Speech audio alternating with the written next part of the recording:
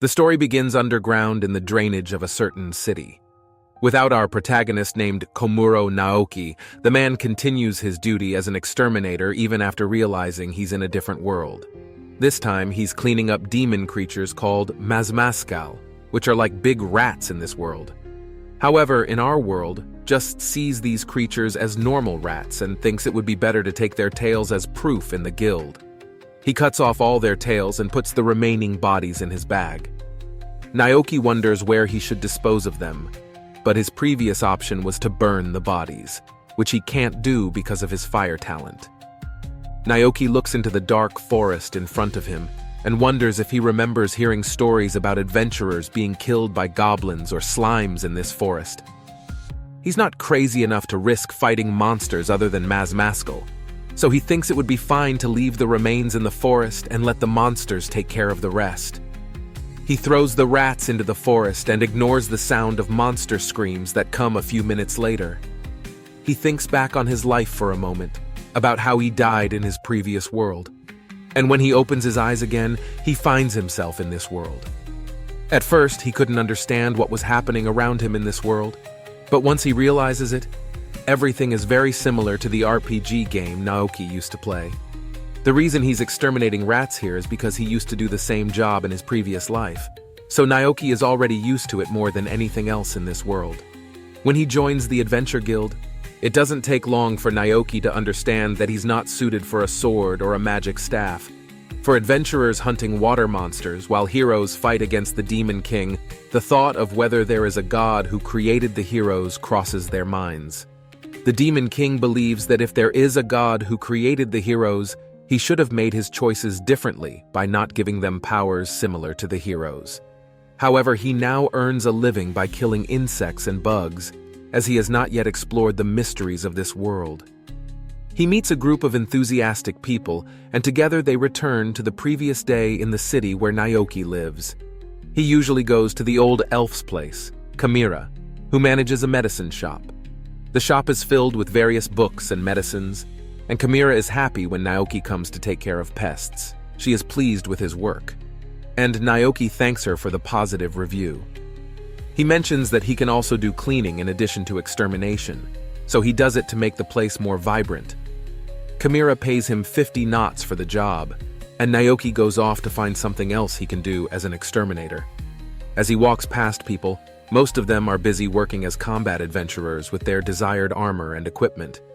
He wishes he could acquire other talents like them, but since he doesn't get anything, he just goes back to doing extermination jobs, hoping to earn some basic materials in the amount he recently obtained in a bundle known as the currency of this world. With the money he just earned, he decides to find a place to stay for the first time. Naoki went to the Adventurers Guild, and next to it was a better and bigger inn than the guild we have seen in another world. It had all kinds of facilities for adventurers, and many of them were wandering around here to spend their earnings. Naoki brought his request document that he took to clean Kamira's house.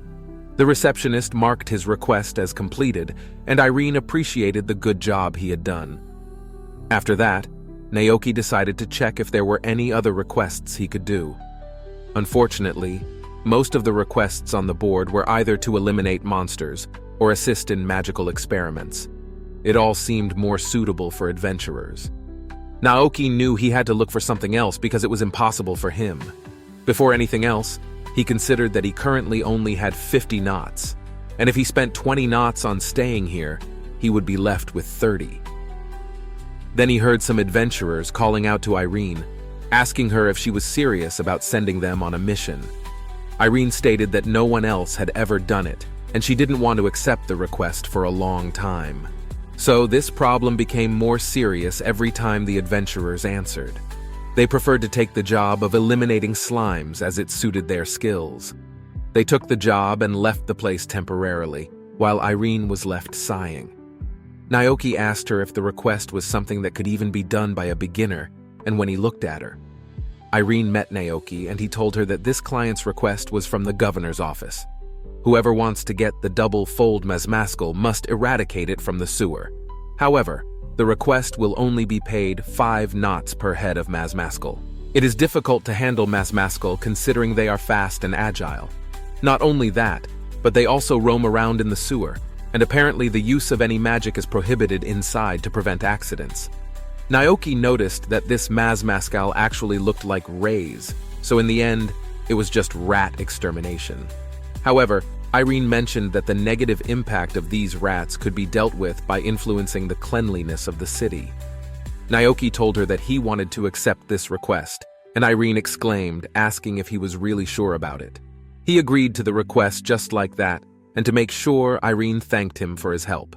Meanwhile, Naoki said he was fine because he was looking for a job. Irene also wished him good luck. Now, in the present time, Naoki feels happy after completing this request.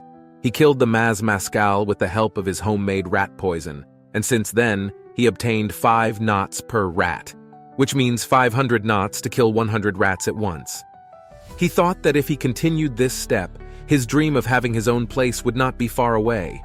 He is excited and motivated to go and produce more rat poison in mass quantities to deal with more rats later. For that, he went to Kamira's place and asked her to sell him all the poisonous plants she had in stock. Kamira told him that it would cost 100 knots, which was too expensive for her. So Naoki asked her to give him a discount for it. Naoki glanced back at the place where Kamira had offered him to come and clean occasionally. She would sell it to him for 10 knots now. Naoki was very grateful for her consideration, so he held her hand out of excitement, which made Kamira feel embarrassed. Even though she felt the warmth from his hand, she let go of his hand and asked him if there was something wrong with her because her face turned red. Kamira replied that it was nothing, and she had to leave now after finishing her work here. After that, Naoki paid her and got all the ingredients he needed to make the poison bait. Next, he went to the market and bought flour and honey from the grocery store. On his way, Naoki happened to see a place that sold monster meat. So he asked the owner of the store if he could give him a little bit of the monster's tender blood and fat. It smelled really bad, which made it even worse for Naoki to choose it for the task. However, when he returned to the guild, everyone felt disgusted by the smell, so they couldn't stop screaming and asked him to leave immediately because the thing he was holding smelled really bad. Naoki, who was terrified, argued that he needed it to make something for the job, so he decided to do it here because he didn't have a house. "Just bring it somewhere else," Irene exclaimed, saying that he should do it in an inn, when he asked if he could do it at the inn. Irene informed him that the foul smell of that object would stick to the Naoki wall. She asked him what the problem was if he continued to do it because, according to her, this was just a fantasy world, and nothing would happen here. Irene shouted seriously, saying that she didn't know who he was talking to. Then she told him to just do it behind the guild. Naoki went there as she instructed, and he also placed all the ingredients of the plant poison to pour on the monster's blood and honey. He started his work by making a poison rat from his first plan. First, he kneaded the dough from wheat and mixed it with water and honey. After that, he chopped the poisonous plants with a knife and kneaded them into the dough. Then he broke the dough into dango and coated it with monster's blood and fat. After that, he sniffed the dango, and it smelled quite fragrant, at least according to him. While no other human would dare to approach it, it was a specially made rat poison. Now it's done, and the result is like that. He hoped he knew it looked delicious, but still, if someone ate it, they would die. So he decided to mark it with a skull and crossbones to avoid accidents. His plan is now in the execution stage as he goes to the sewer and first looks into the map to get a better idea of the place to set up the bait and follow the plan. He placed poison bait everywhere, and after he finished setting it up, Naoki went to a random place and slept outside because he didn't have any money left after spending it all to make the poison rat. After spending the night sleeping outside, he woke up in the morning and quickly went to work. As Naoki went there, we were ready. He was shocked by the sight of hundreds of large rats lying dead everywhere. The bait had worked perfectly, making him happy. Now all he had to do was clean up. He continued the process of collecting their tails and disposing of them in the forest. After that, he returned to the guild to collect his reward, and there he received a bag filled with many knots as a gift, which made Irene happy. This request was done quickly, and Pace and Naoki would return to the disposal channel to clean up other areas. The next day, he returned to see the same sight, with many dead lying rats on the ground. Naoki repeated this process several times and managed to kill enough rats that he could keep repeating the process. But Irene told him to stop and asked what he was doing, even calling him to her office. Naoki stated that he was just trying to finish his previous task before the deadline. Irene stated that she didn't expect this to happen and that the office didn't either. They seemed to be short on funds for the reward at this level, he thought. Maybe he would go bankrupt. He asked how many rats he had killed so far, to which she answered that she stopped counting after reaching 1,000. Irene was shocked by the amount of payment he was supposed to receive for all of that. While Naoki stated that he was just doing his usual job, Irene wondered how normal this was for him. Naoki decided to stop by the office before washing the sewer, and suddenly Intan was startled by a loud noise from the guild door, which was actually done by Naoki. He caught everyone's attention because the guild gate was too big to be broken by a beginner like Irene perceived him to be. It seemed like she might know what was going on, so she asked Naoki to show her his adventurer card. He didn't pay much attention to his card, so Irene had to remind him that it was his card that he received when he first joined the guild. Naoki took out the card and handed it to Irene, and she was surprised to see her hopes come true. She explained to Naoki that when people level up, they suddenly level up and accidentally break something because they are unaware of their own strength. But even if that was the case, Naoki's growth was too fast. He was now a level 38 adventurer, which was impossible considering he was only level 2 a few days ago. Naoki told her that it was indeed true. He just threw the dead Maz Maskell that had swallowed poison into the forest, so the monsters must have eaten it and gained their strength. But still, this rapid growth couldn't be explained by just doing that.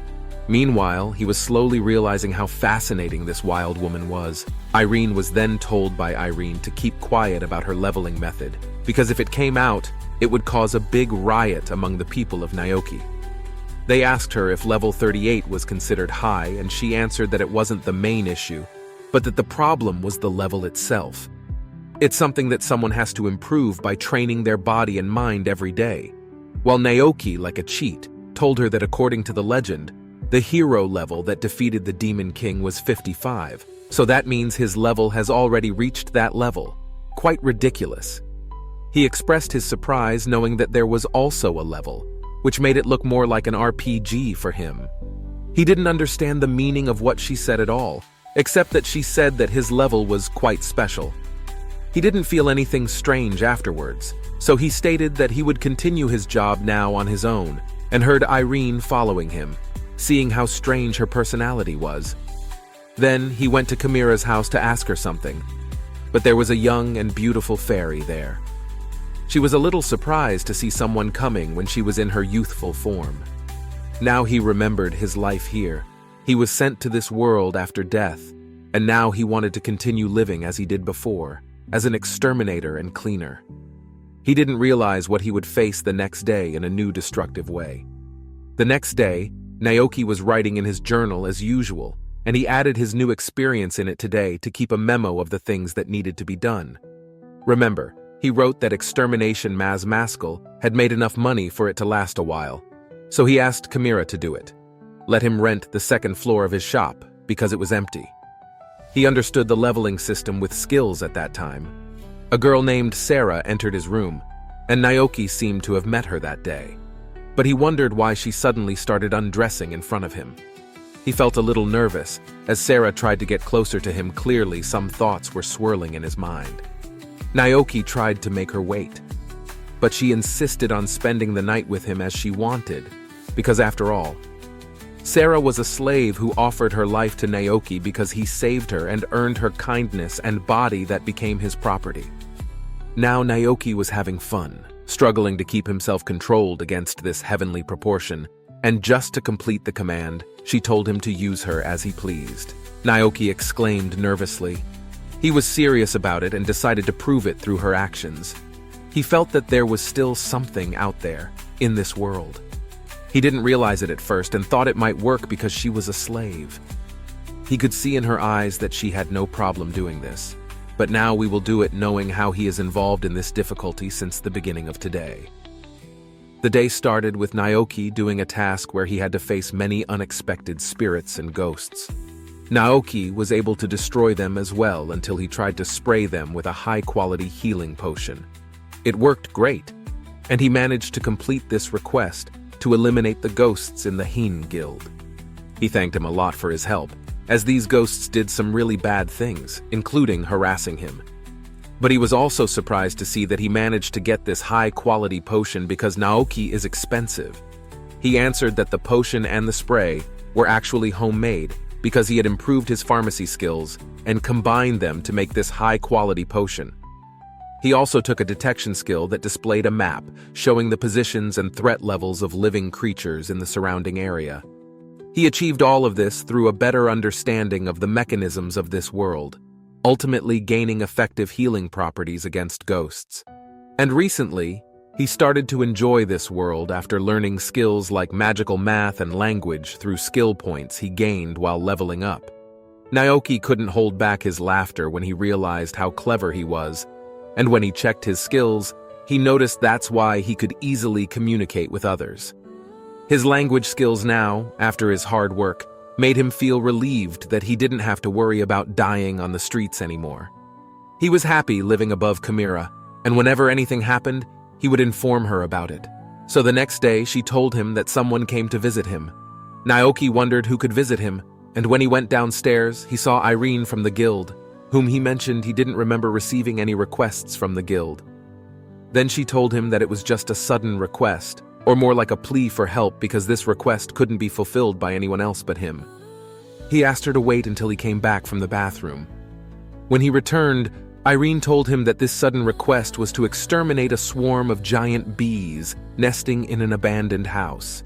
Naoki remembered what those monsters looked like when he saw them in the encyclopedia he borrowed from Chimera. Irene agreed it was true.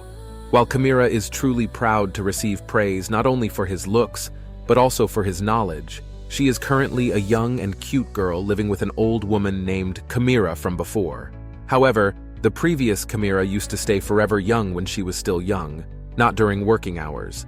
And when she ran into a store, she transformed into an old woman because she believed that an old woman selling medicine would be more effective for sales. She couldn't stop laughing when she heard that it was now preserved. In addition, Irene asked Naoki if she would accept this request. She asked why she was chosen for it because she didn't want to be misunderstood as a handyman. He valued his life more than risking it on dangerous things. Chimera told that usually, the Hornets' cases are handled by the B ranked and above, but currently, they are only looking at adventurers' rankings in the city. She was also told by her superior to ask her because even though she is a G ranked, she has a high level of Naoki. Naoki thought it was definitely a low move from the guild, but since it was the first time he heard something like this, he decided to consider it.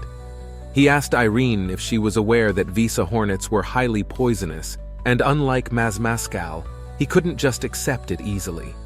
He tried to refuse this request with a sorry, but when she put on a sad puppy face, he reluctantly gave in and told Irene to pass on the statement to her superior, who sent her to make her accept this sudden request. It wasn't fair. He asked her what it actually meant. Then he turned to Chimera and asked if she could make some kind of anesthesia that could work on hornets. After that, she thanked him for accepting this request and told her it was okay since dealing with hornets was also part of her job. She did it right and went back to her work, preparing for this extermination. She mentioned to Irene that in return, she wanted her help. And after hearing what her help was, did she tell her that it wouldn't be a problem for her to do it at all, and felt a little embarrassed in response. So she asked where the nest of these Visan was located, to which she answered that it was in the outskirts of Naoki Forest. Naoki paid attention to its location, which was in line with the sewer, and used her max skill level detection to instantly locate the city and even the positions of living creatures based on the threat level that appeared on the map above Naoki. Irene kept staring at him until Naoki added that he found a hornet, which seemed to be quite numerous, and there seemed to be 3 green dots as well, indicating that there were some people inside. Irene and Chimera were truly shocked to see that he had just used a detection skill that allowed him to even see the wreckage from this house. He stated that was the only position and number of living creatures. Then, Chimera shouted, even though she had been alive for 800 years, it wasn't her skill that was at such a high level, showing that she was a closed-off researcher who hadn't leveled up yet. Now, after some time, Naoki arrived at the destination where the hornet's nest was. He didn't expect this beehive to be as big as a 3-story building. He wondered how he should handle this, and assumed that based on the size of the hornet's nest itself, it should be as big as a large dog. After that, he approached the nest and checked the map of the place with white hornet markings and green dots representing people around. He thought that if those were people here, maybe they knew a way to deal with the hornets. Therefore, he decided to first continue through the back of the building. There, he slowly looked around before entering the place. Inside, he encountered an underground room, and when he looked straight ahead, he saw stairs leading into the darkness. Once he arrived there, he was called by a man lying there with a knife, looking relaxed. He said something about changing shifts, thinking it was one of his conspirators, but when he was greeted by Naoki, the man shouted, "Who is he?" The cameraman wondered why a place like this prison was here. Then he told the man that he didn't do anything suspicious, and his purpose for coming here was to eliminate the hornet. So he wanted to ask him if he knew a good method to do it.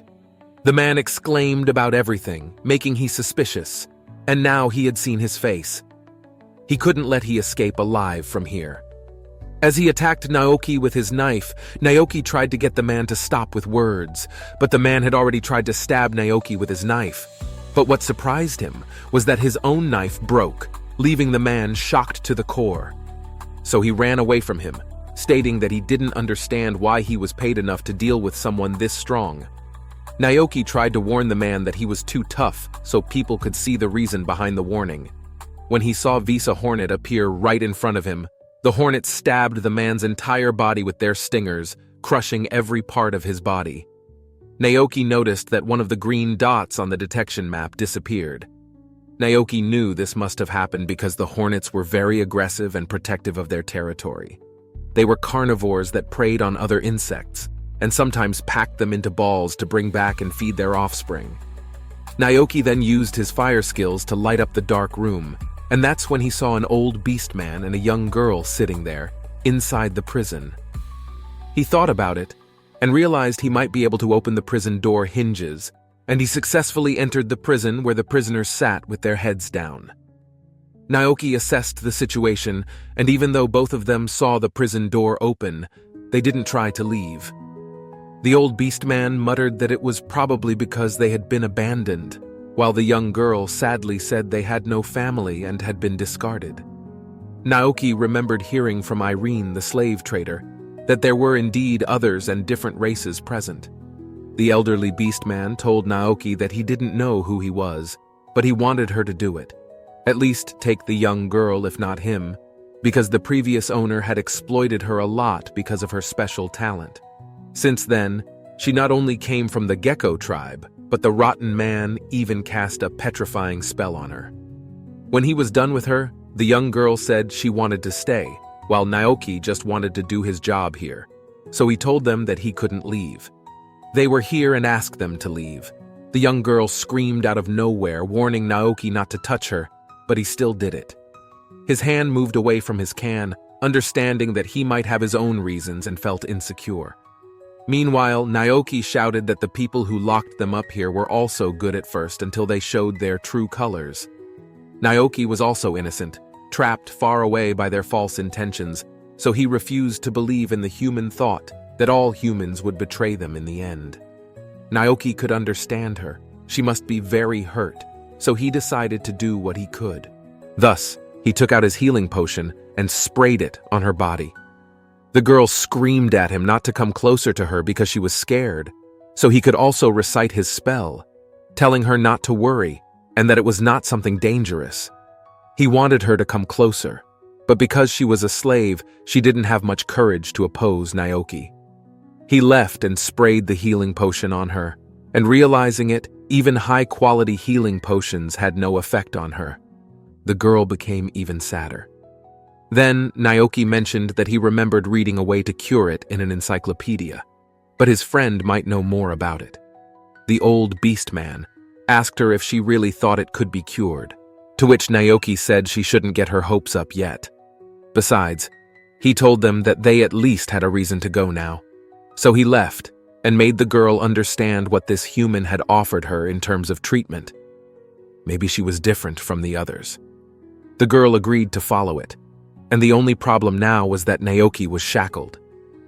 He checked the chains and thought he might be able to deal with it if he just did a little something. And just like that, the chains broke, leaving Balzac and the girl astonished by his true power. Naoki cleaned his hands by clapping and then told them that they should leave now and also stay calm and slow while doing so. With the guidance of Visa Hornets, they made their way out, and once they both reached outside, the girl covered her eyes with her hands because the sunlight was so bright. It had been a long time since she had seen it. Looking around, she was amazed by the sight of the free sky, the bright sun, and the gentle breeze. She started crying from freedom, as if she thought she would die in that life left behind. After that, Naoki told them so they didn't have to worry about the bee so far, and now he would be there taking a break and going back there. Balzac wondered why he returned to the mansion while Naoki entered the house again, and this time he saw a pot lying there. He went and took it, then used his cleaning skill to not only wipe off the dust but also transform it into a completely new condition. He put the pot in his bag and took out his chalk, drawing a magic circle on the ground. Naoki created a magic circle to generate heat with the help of symbolism, which meant how to make a circle produce a different effect from the one he created. It went well, and now his heating initiation was complete. He reached the electrical part of the plan to make a bait for B. The material he chose was honey and water that he brought from Chimera's medicine. He poured water into the pot and heated it using the magic circle, then mixed it with the sedative and honey. After that, he covered it while boiling and reduced it, which Hornet usually did when taking over a beehive to take it. Unfortunately, that was its main ingredient used as bait. So Naoki opened the lid of the pot after finishing, and after a few hours, many bees fell. Because of that, the solution that seemed to have anesthesia worked effectively and accurately when Naoki felt happy about it. 2 other slaves came from behind him and mentioned what he was doing. It seemed amazing to Naoki. Naoki was surprised and asked why they were here, but because he didn't have much time now, he left with his brush to the 8 hornets that he successfully paralyzed. Naoki painted the same magic circle on the bee's stomach, and this time he increased the power of his fire. It would produce a buzz from behind Naoki, which was recognized using symbology, which was a high-level skill. After that, alchemy passed a few minutes. The paralyzed hornets returned to normal, and they returned to their nest while Naoki hid and waited until the wasps entered their nest. After that, he immediately left the nest. Maybe while the slaves were still following him, Naoki told them that he would be fine and return home after doing the last thing he muttered, producing heat to activate that magic circle. And in the next moment, the old man and the girl realized that it was a hornet nest. It exploded into a big explosion. All the hornets shattered, which even surprised Naoki, because according to him, he only slightly increased the power of his shot. But that's clearly too much, so no one can see who asked him who he really is. And Naoki thinks it would be better to introduce himself. So he introduces himself as a professional exterminator, and right after that, he starts taking his belongings because his job is done. But as he starts walking, 2 other slaves follow behind him. Naoki asks why they are doing it, following him, which the old man replies that slaves who don't belong to anyone become the property of the next person who finds them. So from now on, they belong to Naoki. So that's how the night ended in bed. Sarah tries to do some things as a slave, but by his own free will, he tells her that she is indeed good, and if he does it with a girl, he doesn't even expect it to end up making him feel empty inside. Naoki states that she doesn't reject him because he's not pretty or attractive, and if it happens again, she might give him another chance. But for now, she doesn't want to do it with him. She feels like he is strange. But anyway, he likes how wise she is. being asked to get used to this, because it's fair. How is the situation? And he tries to feint the temptation until the end, until he tells her to sleep later tonight. Naoki is still awake, while Sarah is still asleep. He wonders if being close to everything is normal enough in this world. Besides, if that's the problem, she never knows when something will happen, and she will just give up on this moral. But if it happens, Naoki thinks about it, it might make him a loser. Then he was asked to go to sleep. What loser? CP3. After Visa Hornet B destruction, Naoki told them even though both of them are now his, he will just release them into slavery, and Balzac sticks to him while starting to invite them. Naoki doesn't know what to do in a situation like this, because his own life has become stable, and it is indeed impossible for him to take 2 more mouths to feed. At this point, he starts walking again, leaving them sad. But after a few steps, he feels heavy because if it continues like this, he might regret leaving them. So Naoki took his newly acquired slaves back to his home at Kamira's place. Before entering, he used his clean magic to erase all traces of their captivity from their bodies. But even though Kamira saw that he brought some slaves, she screamed in anger. As planned, Naoki learned from her how to remove the petrification. Naoki guided them both to his room and asked them to sit. After that, he took a needle because according to Kamira, touching the affected area with a needle soaked in a high-quality potion should be enough to remove the petrification. Afterwards, Naoki successfully removed all traces of petrification. Then Naoki realized that there were still some scales on his ears and thighs. He told him that these scales were actually a special characteristic of his gecko tribe that made it easier for them to blend in with the night. Suddenly, Kamira became emotional, and surprisingly, Sarah sat down and bowed her head to thank him for treating her. He asked Naoki to allow her to serve him forever. Naoki brought them together only because he couldn't leave them, but there he made it clear to them that he couldn't manage his own work life with both of them together. She asked him to kill her now if that was the case, and she didn't expect it to turn out like this. Naoki learned from Balzac that they had nowhere else to go, and because they had slave seals, it was difficult for them to find a job like that. Naoki hoped he could do something for them, so he said to them they could serve him for now if they felt like it, but he didn't like it to be stiff and formal, so he wanted to be treated casually now, with various things deciding he introduced himself to both of them properly, and Balzac followed up with his introduction and his next presence. But Naoki reminded Balzac it was already formal for him before, so Balzac quickly changed his attitude and greeted him casually. He expected Balzac to quickly understand and adapt because he was a veteran, but there was still a problem with Sarah, who shouted Balzac didn't dare to speak like that.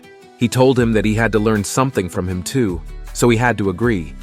He answered with a funny okay and said he wasn't sure how long he would be in his care, and until then, he would stay in his own care. Naoki told them that they had to do it now, go shopping, and the 3 of them went out to the market streets with various stalls to shop from there. Naoki took his slave to the clothing store and got them a matching pair of clothes since then, which previously Balzac and Sarah loudly stated they couldn't possibly accept nice clothes like that for slaves like them. Naoki told them not to mention it, because it was an old garment that he asked them to leave. He wanted them to let him know if there was something else they wanted to talk to him about. Balzac accepted his words and took an item for himself. Naoki yelled at him for being so casual again, but Naoki said it didn't matter, and asked if there was something he wanted too. He puffed out his cheeks and said he was fine, mentioning that people would make fun of Naoki if he ruined his servant, Balzac. I don't think he intended to leave his service. Then he saw some hair ribbons for girls, and asked Sarah to come closer for a moment. He tried the ribbon on her hair and said it looked really good on her. It seemed like she couldn't accept something like this, but Naoki hoped she wouldn't do it formally, so he told her that if she didn't like it, she could throw it anywhere. She couldn't help but keep it, since she liked it in reality. So next, she heard him talking about eating somewhere before going home. She shouted again that the servants shouldn't eat with them. Once again, he asked her to loosen up and continue eating, and he told her to go now. He quickly followed them and the day passed peacefully like that. The next day, Naoki was at his house and Balzac went to wake him up and informed him that Irene from the guild had come to see him. Naoki wonders if he might come here for now, and when he gets down, everyone is sitting there, and Irene hopes for a good morning for her. She notices that it looks a little surprisingly annoyed, and stares at Irene for some reason. She quietly asks Balzac what happened, and he answers that his mood is bad because he knows that Irene and he had promised to go on a date. Now Irene states that she is glad to hear that both slaves seem to be fine, except for the strange master's performance because he says it's somewhat worrying about his future. Then he mentions to Irene that their date is in 3 days. So Irene tells him that she is actually here with another request, which is to collect the remains from the grave near the ruins where Irene's nest is. She tells him that the government wants her to make sure that there are no remains left. So he got the idea to finish this remaining part. He tells Irene that if that's the case, he wants to let Balzac and Sarah do it because they can prove useful with Sarah's assessment skills and Balzac's good nose. Irene is surprised and asks them if there are any slaves who can do it. She admits that she can do something like that, but wants confirmation from Naoki if he is sure about it, because slaves should go through their master's side. He tells her that he has another thing to take care of with Irene. So everything will be fine afterwards, when he sent both of them to work, and Sarah was very excited to finish it. After that, Naoki told Irene that they could talk while walking. He expressed that it was surprising when he heard it. He asked for a date as a reward for her help, and asked what she wanted him to do for her. She told him that it was because he seemed knowledgeable, and she wanted to know more about this world. Irene was surprised to hear that he didn't know everything about the world and the afterlife. In signing, he told her that this world is called Sophia, and its surface is a divided earth with the end of this world. Naoki had a little imagination of what it might be like Earth, but cut horizontally into two, and the city they are currently in is called Kenya, which is located so far away from the mainland, also known as the wasteland, but peaceful here because there is no war. Furthermore, it always takes forever to receive any information from the outside world. That's all she knows about this place. And honestly, it's more than enough for her. He ponders what the future holds for the outside world, reminiscing about his past life when he had a TV and a smartphone that made accessing information a breeze. Surprisingly, he doesn't miss those gadgets or the lifestyle that came with them. However, he does yearn to learn more about the outside world, curious about what else there is to see and where exactly he is headed. If he doesn't find out soon, it'll feel no different than being trapped in a cell like Balzac and Sarah. As he walks, he can't help but wonder if the God who sent him here is watching, just as he observes them from the other side of the cell. Naoki gazes up at the sky, contemplating the vastness of this world and whether or not that God is still keeping an eye on. But he quickly shakes off these thoughts, refocusing his mind. Irene notices something's off and asks if everything is okay. He brushes it off, assuring her it's nothing, but requests that Irene inform him if there are any promising job opportunities. He knows it won't be easy since they're not adventurers, and being enslaved would be a tough pill to swallow for any potential employers. However, a glimmer of hope sparks in her mind as she remembers that there might be a job they can do. After Naoki, when he arrives home, he is greeted by Sarah and Kamira, and for some reason he does hold a towel in his hand. When he asks her about it, he reminds her of it. They actually have plans to go there bathing together. They leave for the public bath together, and then Sarah shows him the way to the bath. Naoki is surprised to see that she seems more knowledgeable about the city. Now where she answers her doing research in the city so she can be useful for Naoki when he arrives there, he sees that the public bath has a long chimney, and he thought it must have been made with magic. Sarah tells him that this place was built by someone 2,000 years ago, and that person is said to become a different world person. Sarah was caught off guard by hearing something unexpected like this, so he asked curiously about more details about this different world person. The other world person answered that not much is known about him, except for his name. Naoki tried to imagine how it would be like to become an ordinary person like him who got reincarnated here. These things still lingered in his mind for a while, and then he chatted casually with Balzac and Sarah while soaking in the bathtub, washing their body on the other side of the bath, while Naoki hoped he could meet other people who thought about it. Meeting other people made him feel a strange warmth that he had never felt before. The next day, Balzac and Sarah actively continued their journey through the forest, through the outskirts of town, and Balzac helped fight the monsters they encountered across. Naoki was impressed to see that Balzac was quite skilled in battle, so he asked if he wanted to make his sword stronger. Balzac said this politely and stronger than the thigh that could turn this sword into an artifact-level equipment. Balzac was grateful and apologized for making such a sudden request, to which Naoki said it was okay. And on the contrary, this is what's right.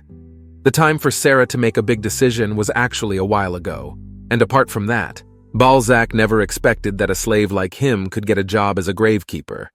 And it's all thanks to Naoki for recommending him to the Naoki Guild. He was told by Irene that the previous gravekeeper had been killed by Visa hornets. Balzac asked if he had to talk to Sarah about the decision Naoki made, but he was waiting for the right time to do it, because he would make a scene if he told him now. He smiled because he thought it would definitely work out for him. He went to the guild on the right side as he had already joined the Adventurer Guild, and soon he became an adventurer. Naoki had told him that he could learn many things here, talents that would be better for him. He said it to him himself, that he had gone through this test and knew that he was not suited for either sword or staff. After hearing that, he exclaimed that he would do his best through training and obtain his own sword in the future. He was determined, which could be seen in his eyes. Naoki was happy about it, but a little concerned about the latter. Naoki told him that his affection for him exceeded that of a normal master and servant, so if he were to discard him now, his distrust of others would only worsen. Naoki didn't want him to feel that way, but at the same time, he wanted him to operate on his own because it would be easier. Balzac understands that Naoki has made a decision and will soon give an annoying expression. He tells Balzac not to say anything like that, and they make great progress afterwards. They work on fulfilling their request to exterminate the actual goblin, which is the quest that was suddenly created because they wanted to work on a quest together with Sarah. Naoki tells him that after he completes a request, he always has to take something as proof. Like for the goblin, he can just take its ears. They fill their bags with goblin ears and return to the guild. But it's not as simple as that for Irene, as she is surprised to see the bag of goblin ears, which makes her worried about the financial union. She asks him how many he has hunted, and he answers that he happened to find a lot of goblins in the cave through his detection skills. So they end up hunting a total of 636 goblins, to which Irene exclaims that just 5 goblins would have been enough. She asks him which direction he went, and if there's a problem with hunting more. Irene states that it's actually good that he defeated so many, but in return, the reward for the request is based on how many goblins are defeated. Before Naoki understands, the guild doesn't have enough money to pay him that much. He thinks about it for a moment, and then asks Irene for help. After he finishes telling her about it, she asks for his assistance. Balzac informed him that he had returned from his training. However, he was really exhausted. The country seemed to have trained more intensely than he had expected. Balzac told him to cleanse himself with a health potion, and then the person who was training realized who he was. She was a beautiful woman in a bikini armor dress, and she introduced herself as Master Isle, the instructor of guild. She told Naoki that she observed his exceptional talent in magic, and if he didn't mind, she would be happy to write a recommendation letter for him to the capital's Magic Academy. Naoki was told that this was an incredible opportunity for him, but it didn't seem like he wanted to hear it. So he clearly refused to go there and chose to remain as Sarah's slave. A slave could only serve their master by their side, and he also didn't think that a slave would like him enough to go and study at the capital's Magic Academy. I will confirm to Naoki that his talent is truly outstanding, and it would be a waste if his talent remained stagnant like this, she said. Naoki asked if she heard it herself, but she cried and insisted on her own selfish desire to always be with Naoki and not to go to the capital, no matter what. He should give them space, so he returned. Meanwhile, Naoki decided to tell Naoki now because everyone was here. He was here, thinking of leaving this town tomorrow. That's why today would be his last day with them all, including him. He explained that he knew nothing about this world. But after he talked to Irene, and then saw how happy she was to explore the city, he started to want to travel the world and see places out there. So he said that if she took him with her, he would just be a burden. He started crying after hearing that, but he couldn't deny the reasons. Naoki kept telling him that he would do it, working as a gravekeeper for this town that was still fixated on its marking. He was determined to do it and told him that if he died, he could just throw him back. She didn't like hearing that, and how much attention he paid to her. He liked her so much that if she got hurt, he would hide it from her, which was dangerous for both of them. They still told him that the place outside the city might be dangerous for him. He answered that his level had increased a bit, so he would be fine. Irene was surprised to hear this because she knew his level was quite high. He lifted too much, which reminded her of something and told him that he had to do it. Try to raise his rank to F. Naoki immediately asked him how to increase his rank, which was quite unexpected since Irene knew he wasn't interested in ranks after all. Naoki answered when he sent Balzac and Sarah to another grave. They were mocked for asking a master with a G rank. He apologized to her for letting something like that happen, and then asked if he shouldn't do it. Irene sighed and told him that this might be the last time she would send him to this counter, but he needed to know that both she and the guild were grateful for everything he had done so far. Naoki felt happy to be thanked, and he also thanked them for everything. Irene and her guild did it for her. Then she went to the examiner, who turned out to be Isle. She introduced herself again to him because this is the exam, and the examiner thanked her for it. I will explain the rules of this exam to her, that she must use any means necessary to make him acknowledge her, and she will pass if she succeeds. The other adventurers from the guild realized this. Isle was about to fight, so they did it too, interested in watching the battle. She tried her best, but they were surprised to find out that his opponent was only ranked G. They called him a beginner, wearing strange clothes to mock him and hoping he would do his best. Naoki took the wooden sword and got ready to start this battle.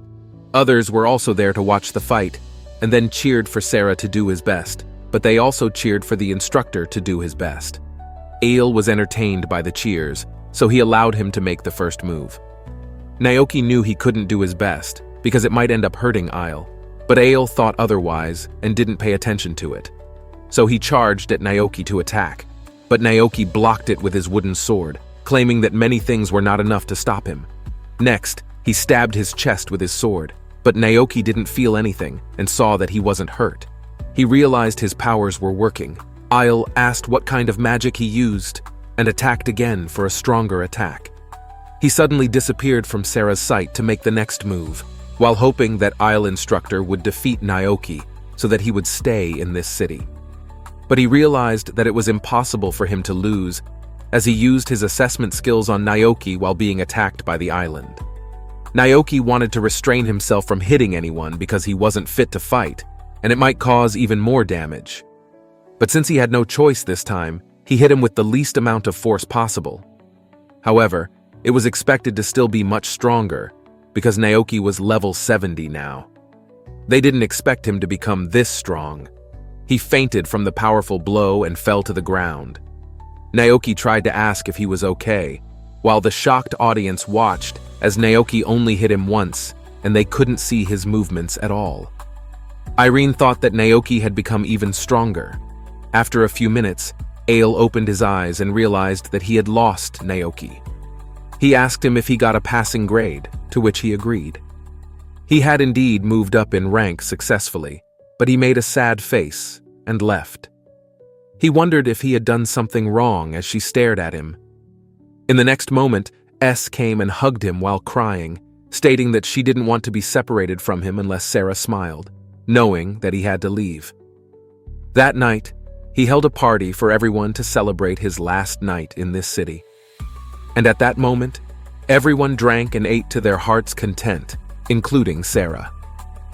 After the party ended, they went to sleep, and the next morning at the entrance gate of the city, Naoki was ready to leave. He thanked everyone for escorting him early in the morning. Then it was mentioned that he didn't seem to be feeling well.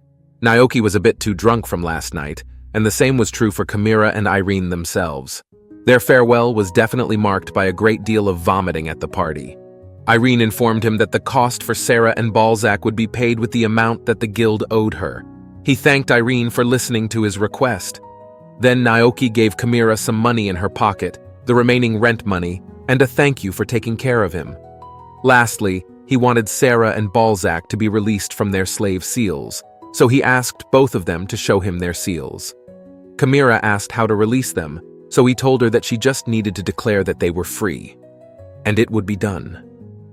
Naoki followed up with those instructions, and the slave seals on both of them disappeared.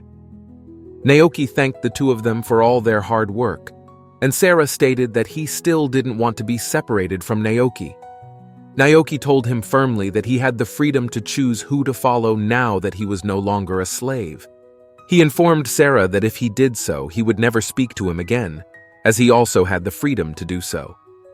This made Sarah anxious and panicked, but it was clear that he was just joking. He politely told him further that he couldn't bear the burden of someone else's life.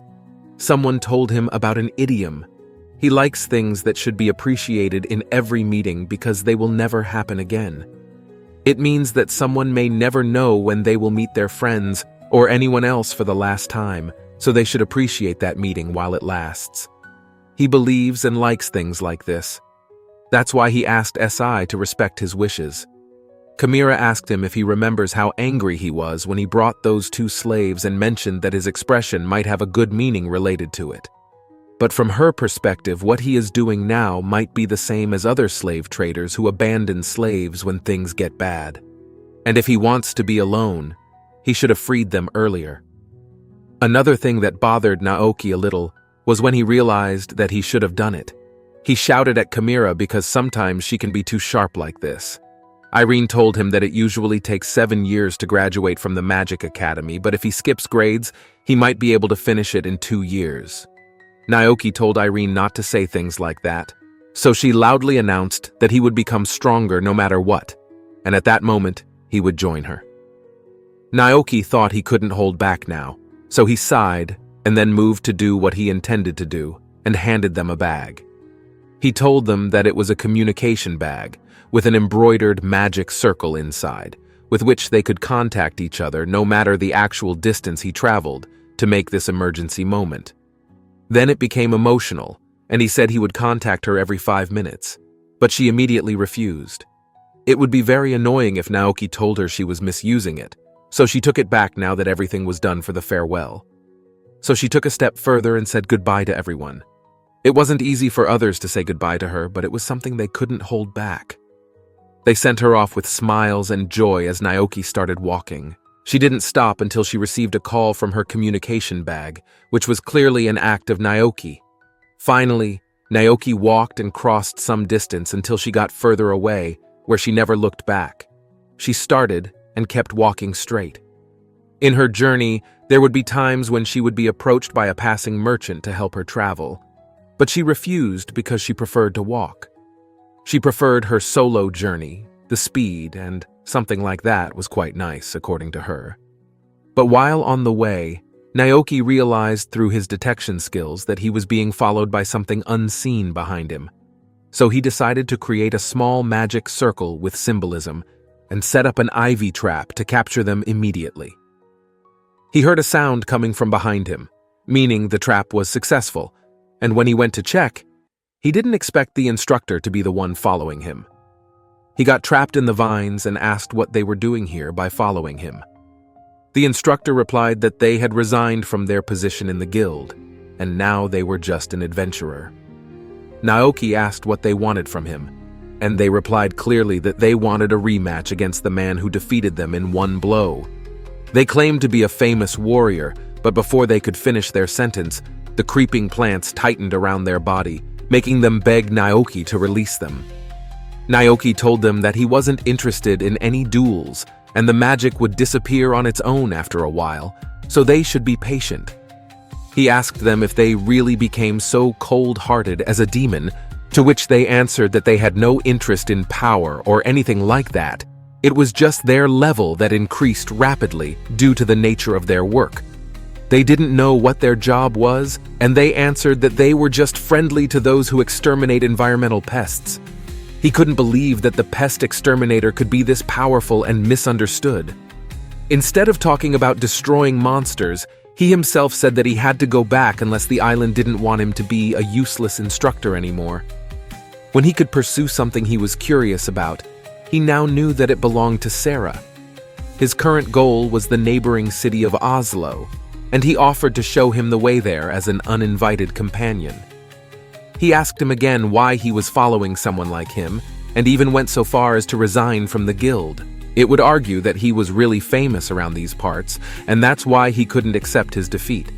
He understood that he was definitely a battle maniac, and then he asked him how he managed to remain unharmed by his attacks at that time. Naoki replied that he had just enchanted their clothes to enhance their strength and defense, because he didn't want his clothes to get damaged. Isle was surprised to see that he could use something so powerful as a symbol of his strength.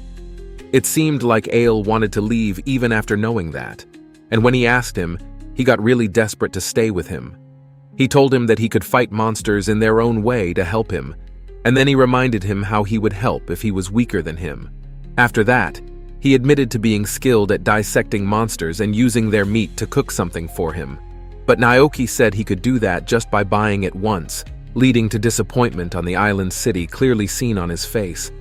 And if that was the case, he muttered, if he wanted, he could even offer her some services at night.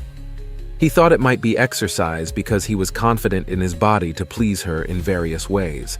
So he asked her again to let him be her friend. Kamira was actually sure now that no woman in this world knew any limits at all, so she told her to hold back her thoughts and she could help in battles and surgeries. For now, she knew she would participate, no matter what happened, she said, so he should wait until the right time to get rid of her. After walking for a while, they arrived in the city of Oslo. Naoki observed that this city didn't seem much different from before. Then Isle told him that was the case, only in terms of appearance. She wondered what he meant by that. He told her they had to go and sign a contract. Initially, Naoki wanted to say something about it. He had actually spent all his money on Sarah and Balzac, so she was completely broke now. After that, they went to the Adventurers Guild in this city. She mentioned that she could lend him some money if he was short on cash. But he answered that helping others and fighting were something he wanted to do with his money. So now he wanted to take responsibility and earn his own income to make more islands. He stated that he would do some missions for himself, and there he saw a request to hunt wild boars, while Naoki wanted to choose something that he could accept and cover the costs. Because after seeing some requests there, he found one that caught his interest, which was to register for a reception request that he took, and after seeing it, the receptionist approved him to do it. Naoki was impressed to see the actual rank of the Isle. Then he asked Naoki if he wanted to increase his rank because it would expand the range of Naoki's search options. Naoki claimed that he was not skilled in dangerous missions, so he wanted to choose something safer than that. The adventurers in the guild recognized him by his famous nickname, Demon Sword Isle, with his signature bikini armor. Then Naoki handed over his request at the counter and informed his F rank to the receptionist. The adventurers around the guild started laughing at his F rank, even though he stood next to Ale. They all commented on him a lot, but Naoki didn't care at all, and Isle told him once again that he was laughed at because he didn't raise his rank. He told him that it was okay because it happened often. Naoki asked him if he was really okay with being mocked, and at that moment his eyes focused on the request he chose, which was to exterminate a cockroach infestation on the land of a slave dealer, shouting that he wouldn't do it to gain real experience in defeating them. He told her that his goal here was just to cover up Inez. It didn't matter, but still, it wasn't appropriate according to him after hearing what was attacked by another adventurer. A laugh that accepted the request, of course, a joke that Isle didn't like. He opened his mouth and told her it was okay. Isle couldn't let it slide. Then Naoki reminded her that it was his job to exterminate pests, so he couldn't fight with swords or magic like her. That's why this request was no problem for him. He smiled to reassure her that it was okay and that he would do it, feeling satisfied with her smile afterwards. Then they both went on their own quest, with Naoki arriving at the land of a slave trader. There he was greeted by an old maiden who told him who was assigned to guide him deep into this place.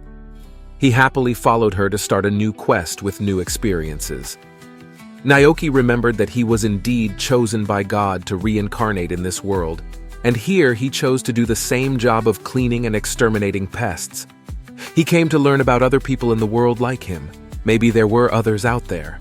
And because of that, he decided to embark on a journey to explore the world, hoping to find one of them. In order to do that, he had to part ways with some important people he had made in this world. Along his journey, he would meet many more people and appreciate the encounters with them. Currently, he is in his search location to quickly clean up and exterminate the cockroach bugs. These pests move with shiny black bodies. To him, they are just cockroaches. When he goes and checks, his first impression is about how big the mansion is, being 3 stories tall. He asks if he can start cleaning and exterminating immediately. He realizes that most houses in this world are made of wood and stone.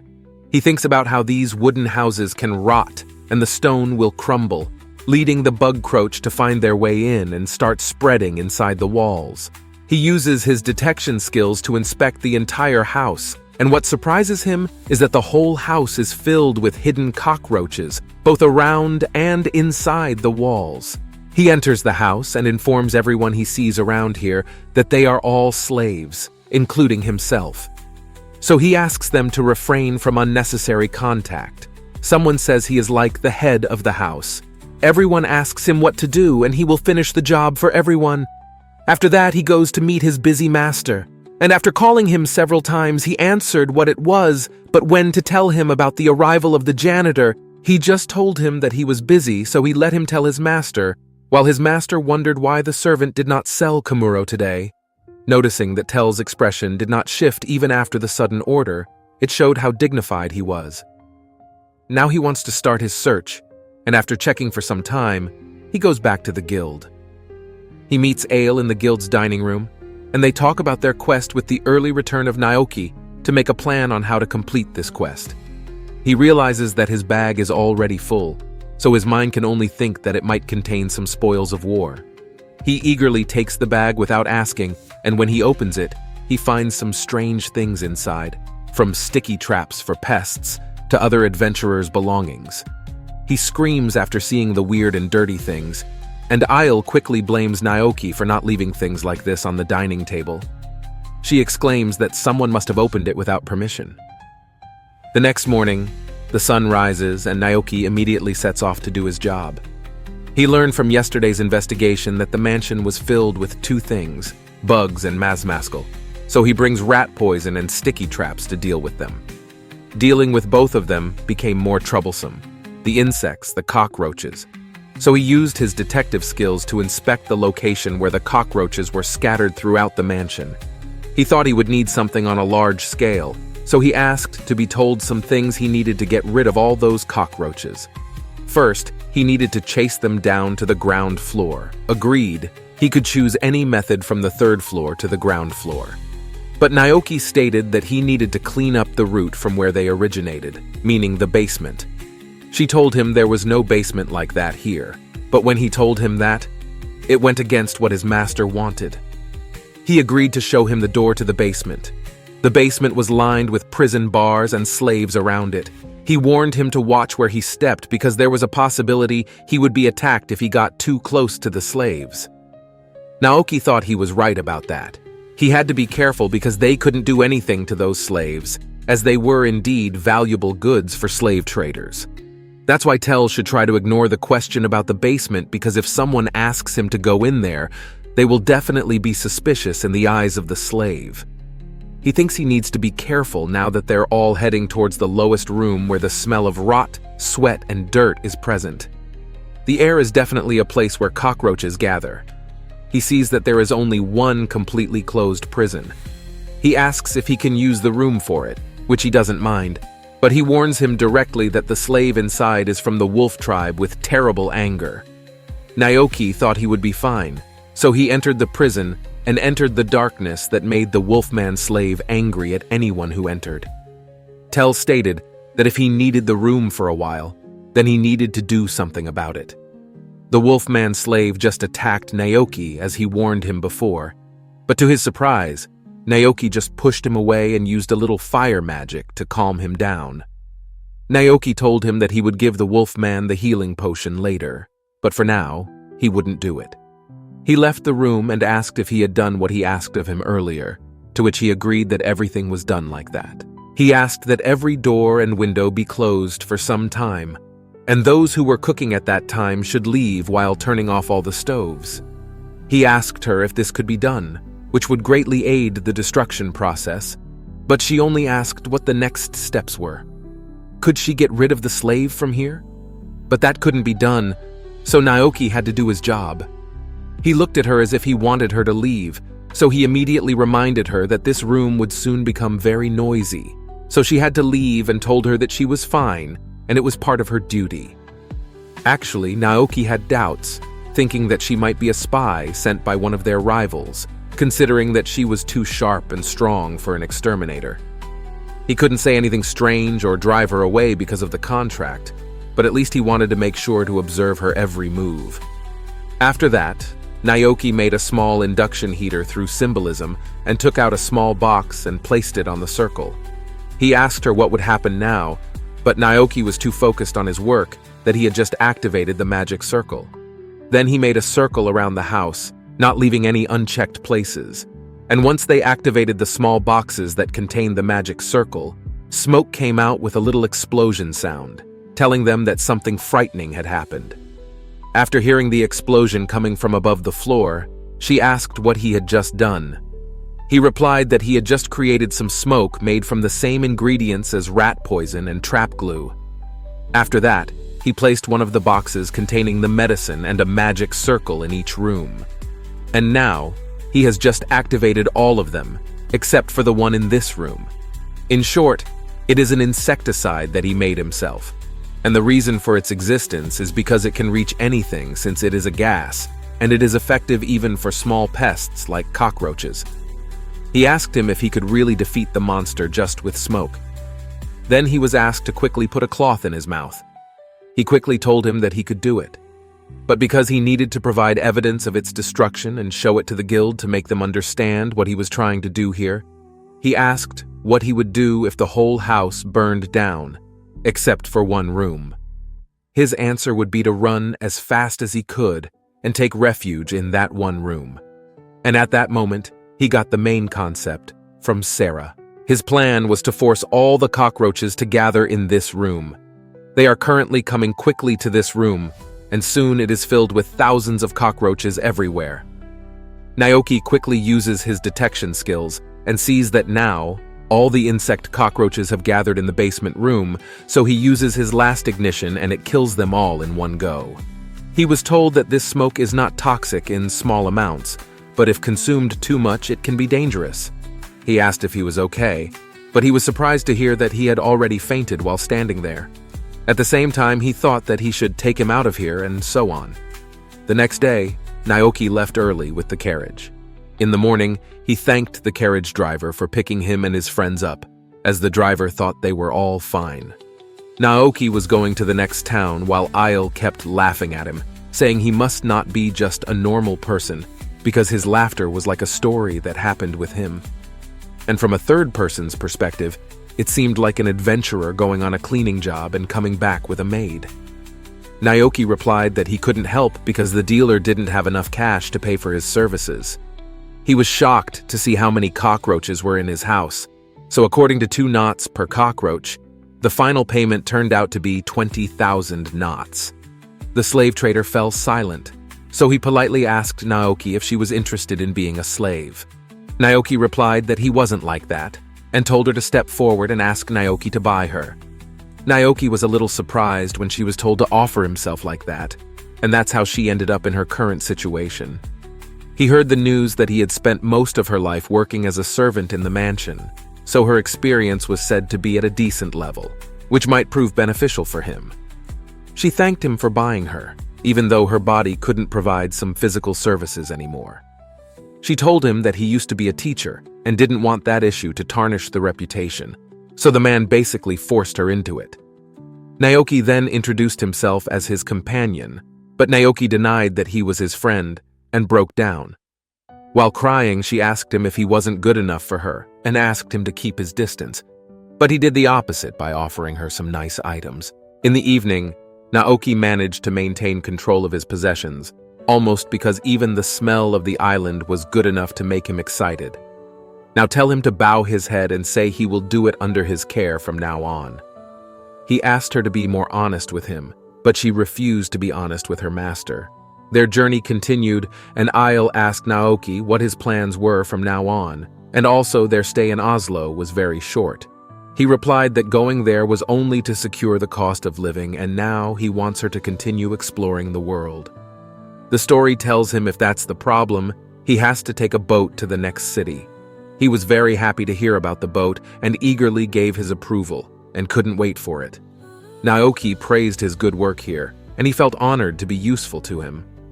He told her again to calm down a little while Al started laughing, seeing Naoki having trouble talking to his senior. Suddenly many wyverns appeared in the sky around them and surrounded the carriage. It will Naoki and wonder what that roaring sound is from outside. The carriage driver shouted that wyverns were everywhere around them, and he immediately stopped the carriage. Ale quickly got off the carriage to hunt down these wyverns, which are known as dangerous creatures that dive from the sky to attack their prey. The wyverns are indeed angry because an adventurer needs to defeat one of them to reach rank B, so the presence of so many of them is surely dangerous for Naoki to look outside the carriage. And on one side, there are several other merchant carriages, while on the other side, Ale is fighting the wyverns by himself. He asks if he needs any help, but Al admits that he can handle these lizard creatures. He is a battle maniac through and through. After that, he feels hungry and turns to ask if wyverns can be eaten. He says that their meat is delicious and the wyverns are hunted down. They butcher the meat and cook it over a fire to prepare a delicious meal for their lunch. The others are very happy to have this rare victory, and he wants to add salt to it. It's also the first time she sees how her master interacts with others. She asks if he's always like this, and Ale replies that if he talks about his messiness, then he remembers that he met her recently. He must be interesting to hang out with, he says. Wherever he goes, it feels like everyone around is already involved in the story. They start to realize the quality of their lord. Then, one of the carriage drivers mentions that Win shouldn't be around during this period because they are usually hunted by red dragons from a long time ago.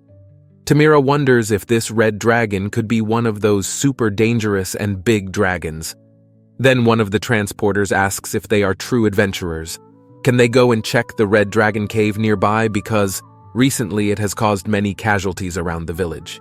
So he is curious about this red dragon, and now she asks the other two if they should go and check it.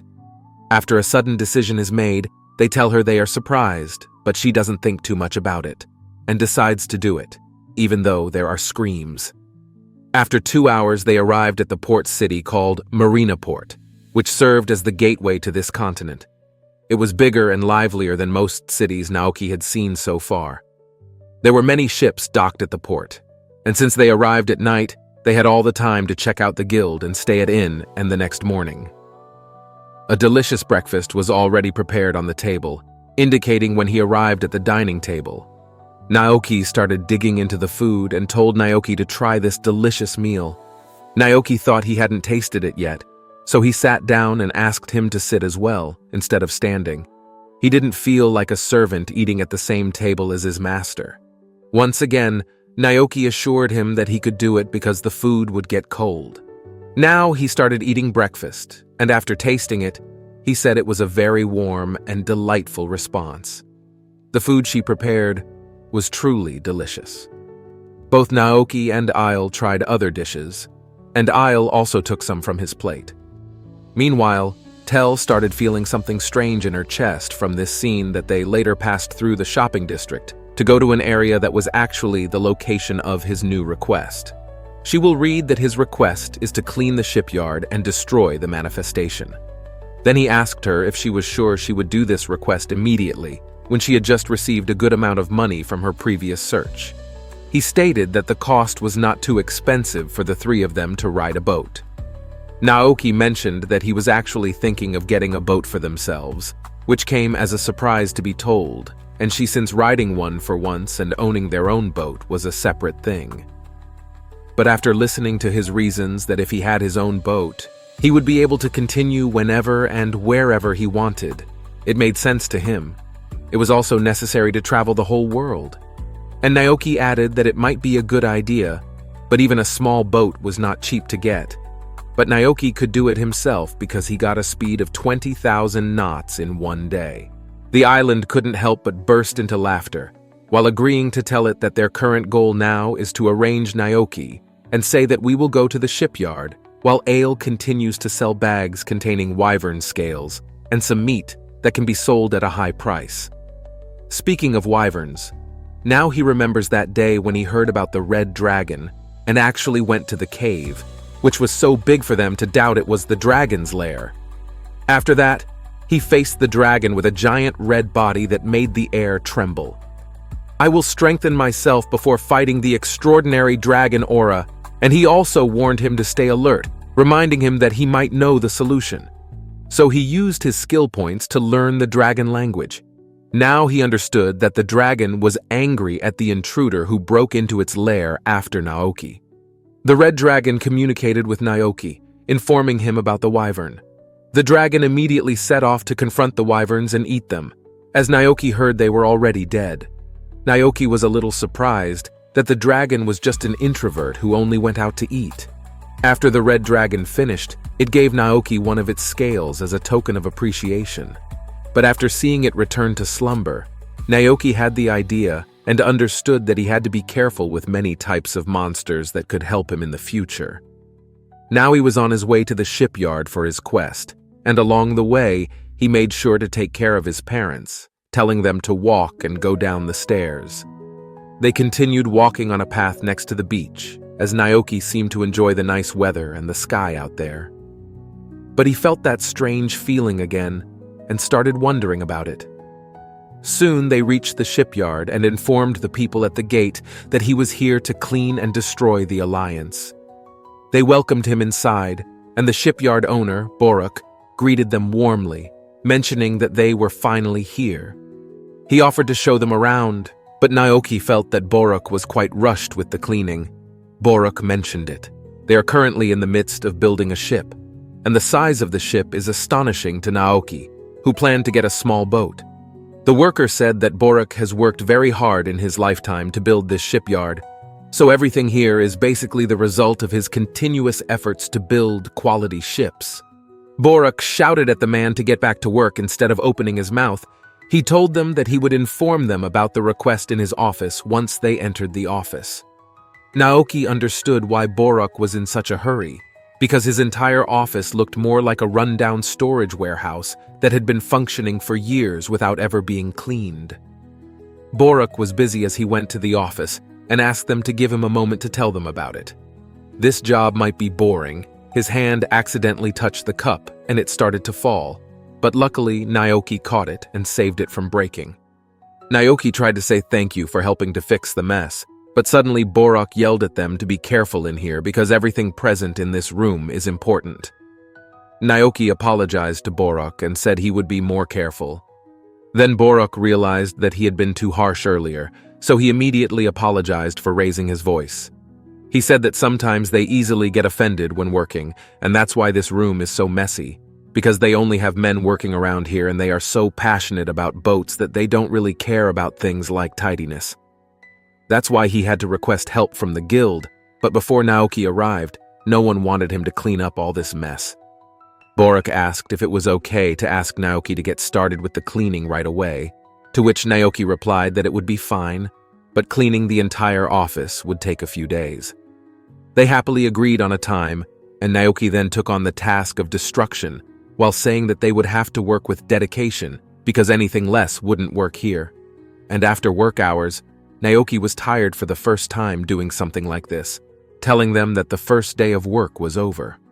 And then they met up at the guild's island, where he asked her how the shipyard was doing and they started telling each other about their day. Naoki learned from Ale that he won the arena he had just participated in to test some new skills, and he also sold a scale, and reminded her again. He's a famous adventurer, but he's so strong that he has to defeat him with a smile on his face, knowing that everything is fine between them. However, things take a turn when Ale mentions winning a boat ticket as a prize, which is quite hard to come by. Naoki thinks Ale chose to take the boat, and having a boat might take up a lot of time, meaning they will have to part ways again after their valuable reunion. Naoki wonders what could be bothering her, and suddenly tells him to lower her head and apologize for embarrassing him earlier in the afternoon. The reasons that a servant shouldn't make their master apologize, and she's willing to accept any punishment for her mistake. Naoki doesn't think it's necessary and tells her that she can speak up whenever she wants, regardless of her status. However, he warns her that it might damage Naoki's reputation or cause clients to withdraw their requests. Naoki assures her that it won't be a problem and she doesn't need to worry about it. Instead, she apologizes in advance if she ends up performing poorly because she's determined to do her best. Naoki knows this is just how she is. Then he stated that she had to say something if it would help them work better without holding back to tell now, sure that Naoki actually treated him equally. It made her feel that strange feeling again. Naoki added that today their client, Boruk, apologized immediately after that, meaning he wasn't a bad person. Isle said she would also help tomorrow. The next day, the three of them went to the shipyard, and this time the workers there, including Boruk, were amazed when they saw the results from the previous day's successful hunting. Finally, she cleaned it up when she was on the tell side. When she went to the kitchen, she saw many dirty dishes in the sink. Quickly, she said, hugging herself to work forever today, and she started cleaning the dishes. After some time, the whole kitchen was shining. Wherever people saw the shipyard workers were surprised by the cleanliness of this place.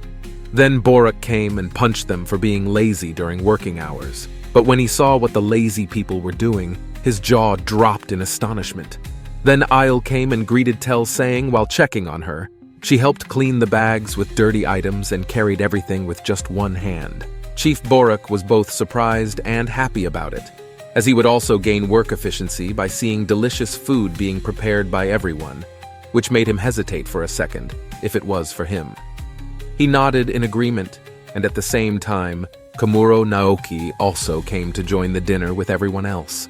They were all filling their mouths with the delicious food they had never tasted before, and Komuro Naoki praised them for a job well done as usual. After a while, Komuro Naoki heard a voice telling a story, and Chief Boruk's head was scolding him for sometimes not cleaning up his own things, and he should set an example for himself and others. Then Chief Boruk agreed to help clean up, and Komuro Naoki felt like both of them looked more like a man being whipped by his wife. That's when he felt like they looked like a family, and reminiscing on the word family, he wondered if he would win some of their time. They continued their work for a full week and finally finished it, while getting closer to the chairman and his employees. In the next morning, Komuro Naoki and Isle got ready to leave after saying goodbye to everyone. Isle mentioned that she might cook for them once, since they seemed to ask for it. And our protagonist lit up when he walked there and met the head of the workers, who was looking from the corner of the wall and signaled Komuro Naoki to calm down. Komuro Naoki secretly looked at what they were pointing at, and there he saw Chief Boruk, the tribal chief, standing side by side. The workers told him that there was indeed a comfortable atmosphere between Tell and the head of Chief Boruk, so he asked Komuro Naoki if he could give them more time. Komuro Naoki doesn't mind at all. Then suddenly Isle comes and sticks to him while asking loudly what happened to Komuro Naoki. He is pushed forward because she told head Chief Boruk, and Komuro Naoki is not happy about this, but now he is noticed by both of them. He can't just go back. The others are disappointed because of their mistake. So Komuro Naoki goes to tell them and stands there as the warm sea breeze continues to flow around them. The workers tell Ale to stay quiet this time, and she tells Komuro Naoki that she was proposed by head Chief Boruk. He is surprised by the revelation, and when he tries to congratulate her, she tells him her feelings. She's feeling confused because she has served as a slave in the mansion for most of her life, and now she is old. She is not sure if she can survive in the outside world. So she asks him if he remembers when they first arrived there, and she was the first one to prepare the food. He would always answer yes, busy, and leave the food on the dining table, which would be kept for a while and then eventually thrown away. But when Komuro Naoki praised her cooking, she finally understood how it felt to be happy. Komuro Naoki is happy to hear that, and a minute later, the others see them, and moving towards Chief Borak. He smiles, and then takes out a box, and when he opens it, there is an engagement ring inside. Tell's heart is filled with joy, and he reaches out her hand, and everyone is amazed by how well things have turned out for both of them. She was happy to see someone who loved her, as she had been told, and remembered being freed from her slavery by Komuro Naoki a minute ago. Naoki told her that he was very happy to see her start a new life that was very similar to how she started in this world. Naoki assured her that she could start creating beautiful memories and redeem everything she had been through as a slave. And she was overjoyed after hearing that, and now she was finally engaged to Chief Borak. Everyone cheered for this couple, and our protagonist was very happy earlier when he told her about herself and his feelings, which made Tell very happy to see. "Tell!" She cried tears of joy because she was very grateful to Komuro Naoki for giving her this life.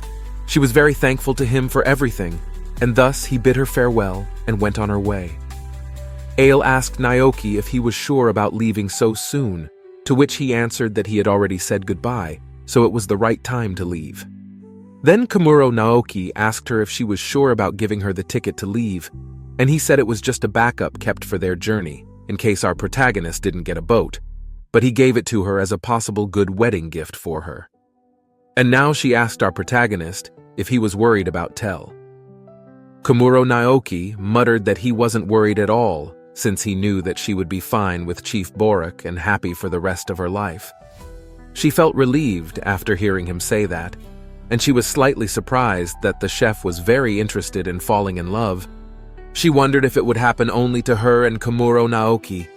She thought if they might be sent together as Isle had told him, she became a stronger person than her, but she kept walking without him, accepting that signal. Isle approached Naoki and shouted why he was trying so hard to do something. She asked if he couldn't do it, and that was it. When our protagonist remembered that he forgot to ask Chief Borak about the boat, and now it's difficult for him to go back since they already said goodbye.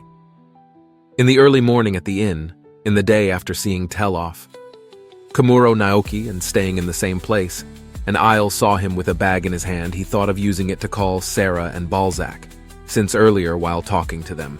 He reminded Isle that both of them were the duo he said goodbye to in Cubania, and he also remembered that both of them were closer to our protagonist before. Meanwhile, Balzac was doing his duty as a tomb guard. When he received a call in the communication bag, he took and heard Naoki's voice. From the other side, Komuro Naoki said it had been a month, and he was relieved to hear his energetic voice, which meant he was okay. Balzac told him that everything was going well all right. Then Komuro Naoki asked him if Sarah was in the middle of something like he called him earlier, but he didn't answer. Then suddenly he received a loud call at the same time from Sarah, asking if she was talking to our protagonist. He said he would call back another time if she was busy, and she shouted at him not to hang up the phone. He asked her if she was okay there, but she said no because she had to go through every day without him, Komuro Naoki, and she missed him so much. He asked her if her journey was going well, and our protagonist told her that he was initially traveling alone, but somehow his friend. Sarah joined him quickly. She asked if his friend was a woman, and that question made her a little surprised and nervous. When he answered that it was a duo consisting of a maid and a female soldier, Sarah couldn't contain her anxiety and shouted at Komuro Naoki to stay away from them because they might deceive him. He told her that the maid had left them the day before, which made her really happy. She cheered for that one, but then rose again to ask about the other person. He mentioned that she might already know her as she used to be her instructor. She thought about it and exclaimed that she remembered her and bragged about it. She couldn't forget her after all, as she was the one who recommended her to the capital city of the island. She expected to hear some words of thanks or gratitude, but Sarah called her an exhibitionist. She actually hated being called that. So our protagonist somewhat agreed with her, and Ale faced each other's anxieties. Now, another person's idea came to mind, and she smiled like a devil. She started doing it, whispering at first, then pretending as if Naoki was doing something to her. Suddenly, the night women started making sounds and saying things as if Komuro Naoki was making a move on her, which made Sarah really uncomfortable and crossed the line. When Isle spoke, the creature was shaken by Sarah's thoughts, reaching the limit of her goal when she started imagining it was a life that our protagonist did, embarrassing Isle. And she used to have no self-control at all in producing only sounds that made Sarah lose herself, especially when Aile kept doing it, and it sounded like she was being pushed around until she whispered some snacks. Sarah couldn't hold back pretending to go solo. Then Komuro Naoki took his call bag and asked what she was doing. She would smile and say to him that he could do his best in the meantime, while he would take care of our protagonist. It was on the brink of destruction, and therefore their transmission was interrupted. Our protagonist told her not to tease her like that again, and he would call it as a response to that call. She was an exhibitionist. After that, she went to wash her face, and then they would leave for Breakfast Island. Also left a message for him if he really wanted to do it, she was always ready for it. Our protagonist felt ashamed and yelled at her that he had no intention of risking the woman. He had no feelings for anything. Afterwards, Komuro Naoki kept receiving calls from Sarah, and she kept interrogating him every second. They were still in the inn, and then Naoki asked Aile if she knew someone who had extensive knowledge about monsters. Aile asked why he suddenly became interested in her answering.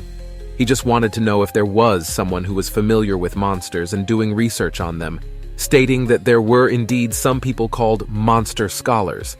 Then Komuro Naoki mentioned that he currently only knows about some of them, such as Mazmaskal, Vespa Hornet, Bug Roach, and the Red Dragon, that all of which are different from the pests he knows. And because they will cross the sea, there might be more dangerous monsters waiting for them. So he thinks it would be convincing to have a monster scholar with them. He will mention that there is a rumor of a giant creature on the other side of the sea. Just thinking about the lurking monster danger makes him excited, which makes Komuro Naoki a little anxious. Aile tells him that she knows a monster scholar who lives here in this city, and asks if he wants to meet her. But she might be going through a lot right now because her aunt knows that the monster scholar's name is Belsa, and she is the former lord's daughter who took advantage of managing this land before everyone in town knew her like she was a celebrity. She thinks she will have to find out about it herself, so our protagonist visits Belsa's house in the next day. When he arrives there, he sees an old stone house on the verge of fainting, and after knocking on the door, he hears a faint answer from inside, but no one opens it. After that, he peeks into the living room, and there he sees moldy bread with the person he's looking for, Belsa. It seems like she's on the brink of death for some reason, and he quickly asks her if she's okay. After that, Komuro quickly prepared his food and swallowed it as if she were starving. Some of the food even got stuck in her throat because she ate too quickly. Komuro Naoki offered her water and asked if she could speak normally now. Once she drank the water, Belsa answered yes, and expressed her gratitude for the delicious meal. She claimed that she almost died of hunger, and was thankful that Komuro Naoki was generous enough to come at a time like this. But it was the first time she had done something like this, so she stared at Komuro's face and asked who he was. They introduced themselves to each other, and then Komuro Naoki showed her the adjacent room. After Belsa learned Naoki's purpose for coming here, it turned out that her room was really messy and unhygienic, typical of any researcher who still had remnants of many monsters and even research progress on them. Komuro Naoki was amazed to see the research room, and then she said that she had renovated the room and absorbed it into the research, spending all her money. So now she didn't have any expenses to live decently in the past few days, which is why he found her in a state like that and apologized as she didn't think he could help her. Komuro Naoki told her that he could actually make money out of it, because it was an advantage for adventurers to have someone with extensive knowledge of monsters that he might possess. He could even join an adventure party and help adventurers who were afraid of monsters by educating them on how to deal with different monsters they feared. This would create more job opportunities for Belsa, who had already thought about doing it several times before but gave up because she felt like she was hated by everyone. He didn't understand what he meant by that, but to overcome this situation, He asked if there would be enough funding to run this place and continue her research. After she agreed, he started using his magical lifestyle to clean and tidy up her place. Belsa was surprised at how neat and easy her place became, and he made it even better by offering to sponsor her. Belsa didn't expect anyone to sponsor her, and now Komuro Naoki was there to fund her research in return for seeing the results of her research. He also offered her samples as well, and Belsa felt like she was living her dream. Now Komuro Naoki gave her 5.000 natos to start, which is equivalent to having 500.000 yen. She was hesitant to accept it, but he explained to her that the research on the monster was like an endless journey, and if she was looking for a result, she felt like she wouldn't be able to meet the expectations. He wasn't happy at all saying it, except to him. Komuro Naoki surprised her by telling her that it would be okay because he was doing this out of pure curiosity, and it would be great if they learned something that could be useful in eradicating the monster. So he wanted to give it a try, and Versa asked him if he was really sure about it. Komuro Naoki nodded and agreed with what he was doing. Belsa was very happy because now he could continue his work. He enthusiastically said, "Let's start with this," and Komuro Naoki went back there at the end of the day and returned to his lodging at night. The next day, in the morning, they created a routine for themselves by also being able to conduct their research and experiments on the monster, while he provided his monster for testing along with the task of cooking. He watched her conducting research and spending the whole day on it, while he managed to obtain more specimens for his research. Versa enjoyed seeing how her research was progressing, and it made Komuro Naoki happy to see her having fun. After that, she went back to more work and started preparing food while she was busy with her research and couldn't cook. He prepared delicious food for her, which had become their daily meal. Versa was usually hungry, so one day Komuro Naoki casually asked her what inspired her to become a monster scholar. As usual, he was surprised at how fittingly she handled monster carcasses. She answered that it was because she had always been interested in monsters, and the rest was just events that happened in her life. She looked out the window, wondering how 5 years had passed since then. When Versa was extremely depressed and apathetic to the point where she would basically just sit in one corner doing nothing, someone came to her and encouraged her to inherit her father's will and deeds, something beneficial for herself and others in the town. It was thanks to those words that she became who she is today. He told her that her father used to be a ruler around here, and after retiring, he appointed someone who was a lieutenant at the time, and now Lord Komuro Naoki. She remembered hearing something about it from Isle as well, and he mentioned that the current lord sounded like a good person. Versa agreed, saying that he indeed seemed like a good person, and after they finished breakfast, she went back to continue her experiments. Meanwhile, there seemed to be a shady and hooded figure spying on her house, and he reported it to the current lord. Once he was there, he reported it to the head servant who served the lord, and he conveyed the report to him. "Yes, lord, it's been happening for the past few days. Versa seems to have been visited by an unknown man who named Komuro Naoki, and he has also been helping her with her research, so her research has started again." The lord became restless with this report as he stated that they should have let her die. He asked the head servant to bring both Komuro Naoki and Versa to him, and the head servant asked what they should do about her research. The lord answered that he didn't care about it, and they planned to attack her at night and burn down her entire house along with her research, for everything he cared about. Then the night came, and in the evening the house where Versa's house was located caught fire. The next morning, Komuro Naoki was sound asleep when suddenly someone broke into his room and woke him up. He immediately got up and asked why there was such a commotion early in the morning. When they told him about the fire at House Versa, his sleepiness vanished, and Komuro Naoki hurriedly ran to House Versa. But on the way, he encountered a shocking scene of soldiers pointing their swords at him and accusing him of betraying the kingdom. The soldiers claimed that if he hadn't disturbed them, Versa's house wouldn't have burned down. They then kidnapped Komuro Naoki, leaving him wondering what these people's intentions were. However, since he was kidnapped, he didn't have time to act promptly.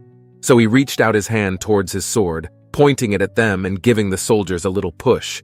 The soldiers were unable to move, and Komuro Naoki warned them to start explaining everything. With a cold expression on his face, he then ran towards the city, heading to House of Versa. There, they witnessed a crowd of people standing inside, in front of House of Versa, which Komuro Naoki passed through to assess the severity of the situation. And when he arrived there, the situation was not just bad, but even worse. Their surprise was that there was nothing left of House of Versa, except for a few stone walls. Everything else had turned to ashes. Then the people there asked Komuro Naoki if he knew anything about it. Komuro Naoki agreed, and they informed him that after searching through the ruins, they couldn't find Versa inside. Another man mentioned that he saw some men last night who seemed to be inside in a hurry, and he saw Versa being kidnapped. The head servant asked who they really were. The butler answered that they were the personal head servant of the Lord who used to be a champion in the arena in the past. People declared that it couldn't be possible for them to stop the kidnapping. Versa remembered mentioning to everyone in this town that they hated him. He was a bit confused about it now because from what people were saying, they seemed to be worried about him. He asked them directly if they didn't hate Versa, and after exchanging glances with a pause, they answered that they actually still worried about what happened 5 years ago. They claimed that he used to be very immature, and after being asked by Komuro Naoki to take a rest, they filled it with the event happening in Komuro Naoki and Isle, not wasting it any time. And finally, they went to their lord's house. They saw the wide open gate, and there was the lord's house right in front of them. Then they heard a voice asking them to stop there, because no one was allowed to enter without permission. This voice belonged to a man who looked like the one told by the head servant to them. Komuro Naoki understood their intention at that time. Ale spoke up after hearing about the head servant. He was excited while thinking about this. Butler might be a good opponent. He started taking steps towards the gate and asked the head servant if Versa was there. The head servant refused their request, even though he warned Naoki that if he stepped in without permission, he would be treated as a trespasser, and Butler would take care of it. Komuro Naoki thought to himself that the fact that the gate was open, despite telling them to stay outside, the head servant was clearly trying to provoke them. Komuro Naoki started feeling angry because of this person, so he just stepped in to check it out himself. Komuro Naoki stepped into the gate, and the head servant pulled out his dagger and threw it at him. Komuro Naoki didn't flinch at all, because that's how strong his ally was. He used his sword to deflect the dagger. Ale announced that he would be cautious of Butler as long as he could continue. Komuro Naoki thanked him and passed the servant's head to continue in the mansion, while the servant thought Komuro Naoki was weak because he couldn't react to his dagger, and only this girl could be a threat, so he let her pass. After Komuro Naoki arrived at the house gate, he used his detection skills and saw that there were many people inside the mansion who were clearly waiting for the intruders, while there were 2 people in a specific room at the back who were most likely Versa and Lord. He entered the house first, looking through this first intruder, while the servant clashed with Ale. The servant told Ale that he would not come back alive because they had been watching Versa all the time, and knew that Komuro Naoki and Isle would come. The servant explained that there were many scoundrels in the mansion who might devour Komuro Naoki at the moment. As he laughed and told the butler that the fact that he let our protagonist in proved that they didn't stand a chance at all. It was the first time he saw Komuro Naoki act so aggressively, which meant that there was no one in this world who could stop our protagonist right now.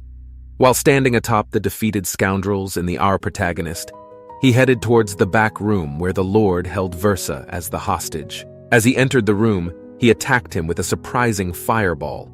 It was a direct assault, but even after the Komuro Naoki emerged unscathed, he was shocked to see his attack fail. Meanwhile, the Komuro Naoki was pleased that his clothes remained intact. He asked Versa if she was okay, and once she confirmed her well-being, she questioned why he was here, risking his life. She also recounted a fire that had occurred in her home and surroundings before regaining consciousness and finding herself here. The Lord looked at him angrily, disgusted, and Naoki realized that he hadn't informed Versa about anything.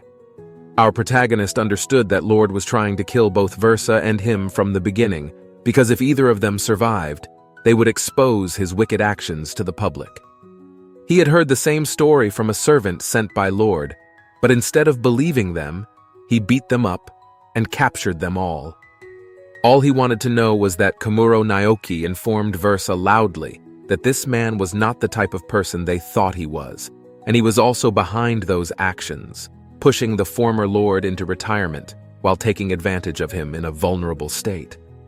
Versa listened to all of this in shock and learned from our protagonist that the reason him was pleased with him was simply because he served his own agenda. Versa shouted at Lord to make sure if this was true and he had nothing to defend himself. He stared at Komuro Naoki, who had just stood there coldly while he felt Huke cornered, shouting everything including his own truth 5 years ago when lava from the nearby mountain flowed into the city causing many casualties and damage. And Lord, at that time, Versa's father deeply cared about the people, so he used his own funds to help rebuild and restore the damage caused to the people. However, on the day the caravan brought valuable supplies sent to the attacked people, it caused a scenario that people did not get the supplies because of that one incident. They lost trust in Versa's father, and he had to leave his position, which led to him becoming the next lord.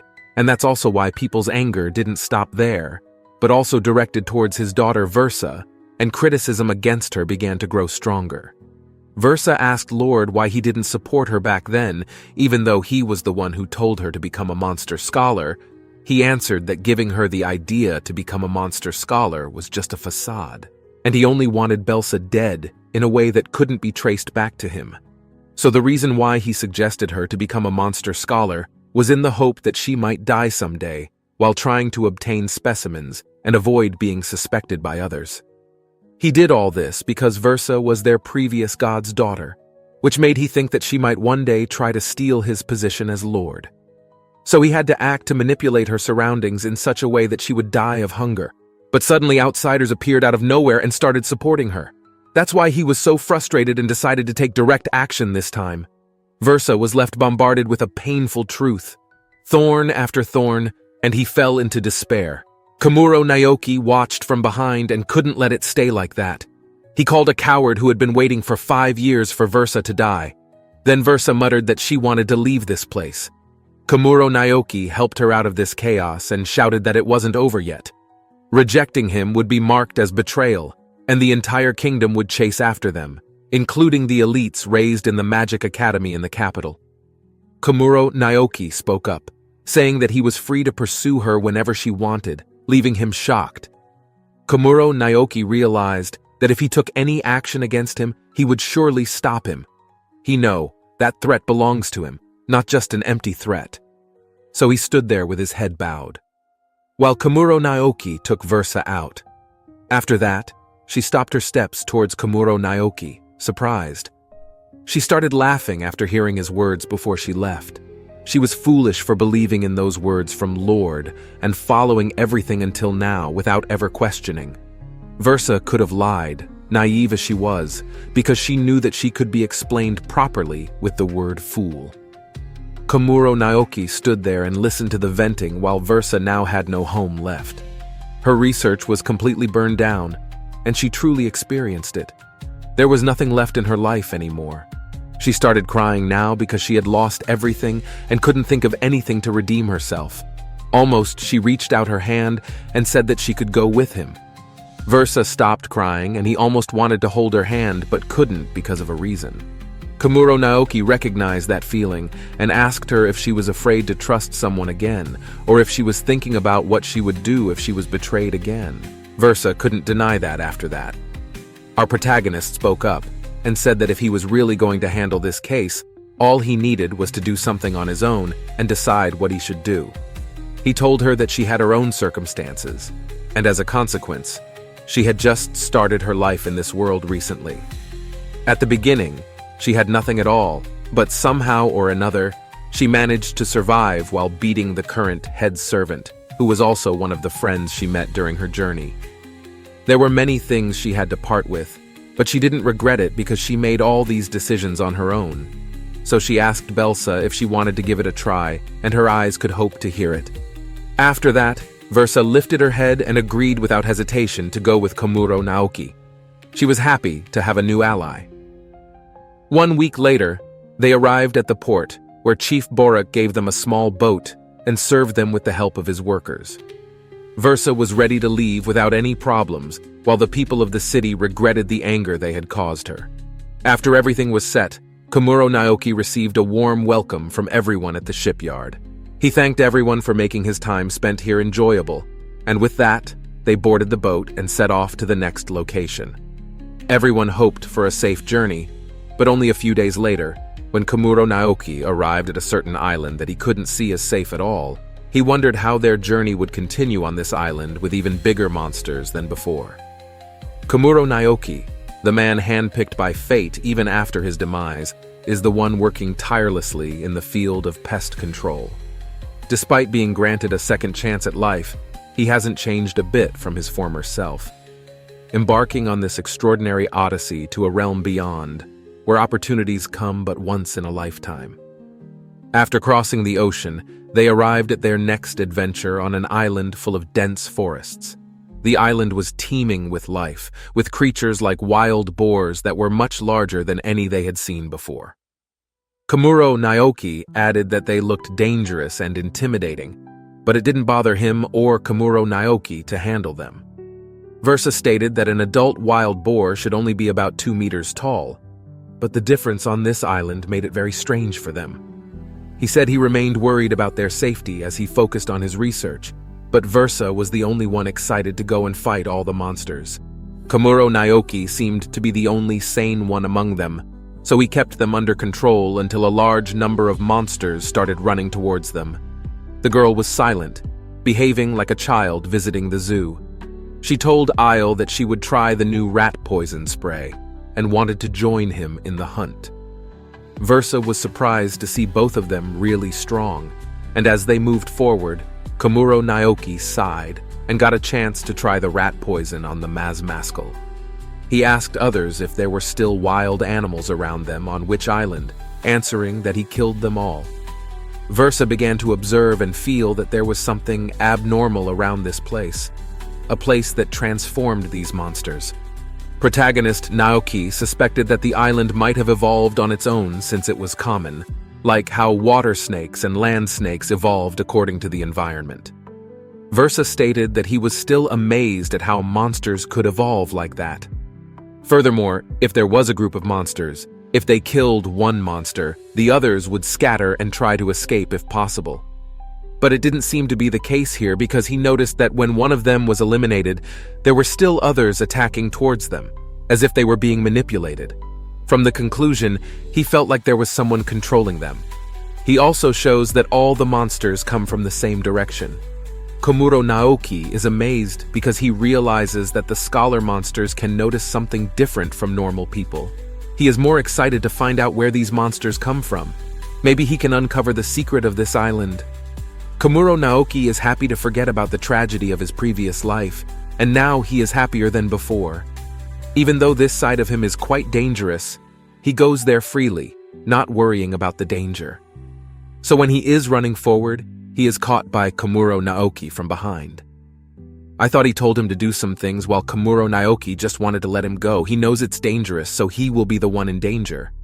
The one moving in front of them is Komuro Naoki, doing his best to keep both of these maniacs alive and keep Versa tied up. He warns her to be careful, otherwise he will send him back to the port. The three of them continue to explore the island, and on their way, they encounter a giant snake. One swing of his sword is enough to face the snake, and as they continue to defeat these ordinary people, Komuro Naoki feels like he's walking in a half-underground prison with a forest, until their eyes are drawn to a house in the middle of it. Komuro Naoki decides to inspect the house closely, and he notices that they are surrounded. Apparently, through his detection skills, they must know that it surrounds them about 10 inches away, and most likely, it is the archer who aimed at them. They shoot their arrows at Komuro Naoki and the others, almost instantly marking one of their arrows hitting BSA. So Komuro Naoki protects him with his body. The attacker was initially unable to penetrate, making him careless, and Komuro Naoki let me handle this. He warned him beforehand that someone could shoot him from a distance, but he assured him that he would be fine because there were only 10 people left. He stepped into the air, and his feet remained in the air, as if there was a foothold in the air. Isle asked him why, and he was surprised, but he answered that he thought he couldn't use magic. She reminded him that he had used this skill even during his own progress test, and informed him that he was not just a fighter, but also a magical warrior. Our protagonist began to wonder why he was so famous now, as Aile stepped out of his aerial foothold to deal with the archers. He ran through the air at the same speed as on the ground, and at that moment, the archers had difficulty aiming at him as he approached them with a powerful attack. While Naoki and Versa were watching the nostalgic movements, Aile started to beat the archers one by one, and the attackers hid in the trees. Komuro Naoki walked closer to the trees and saw it fall like a shaken apple from a tree. He would come back after taking care of them all, and our protagonist thanked him for the help he enjoyed. Afterwards, he praised her, and Versa asked them out of curiosity if they were on a date, smiling. Our protagonist made a gloomy face and immediately rejected it, saying that it would never happen.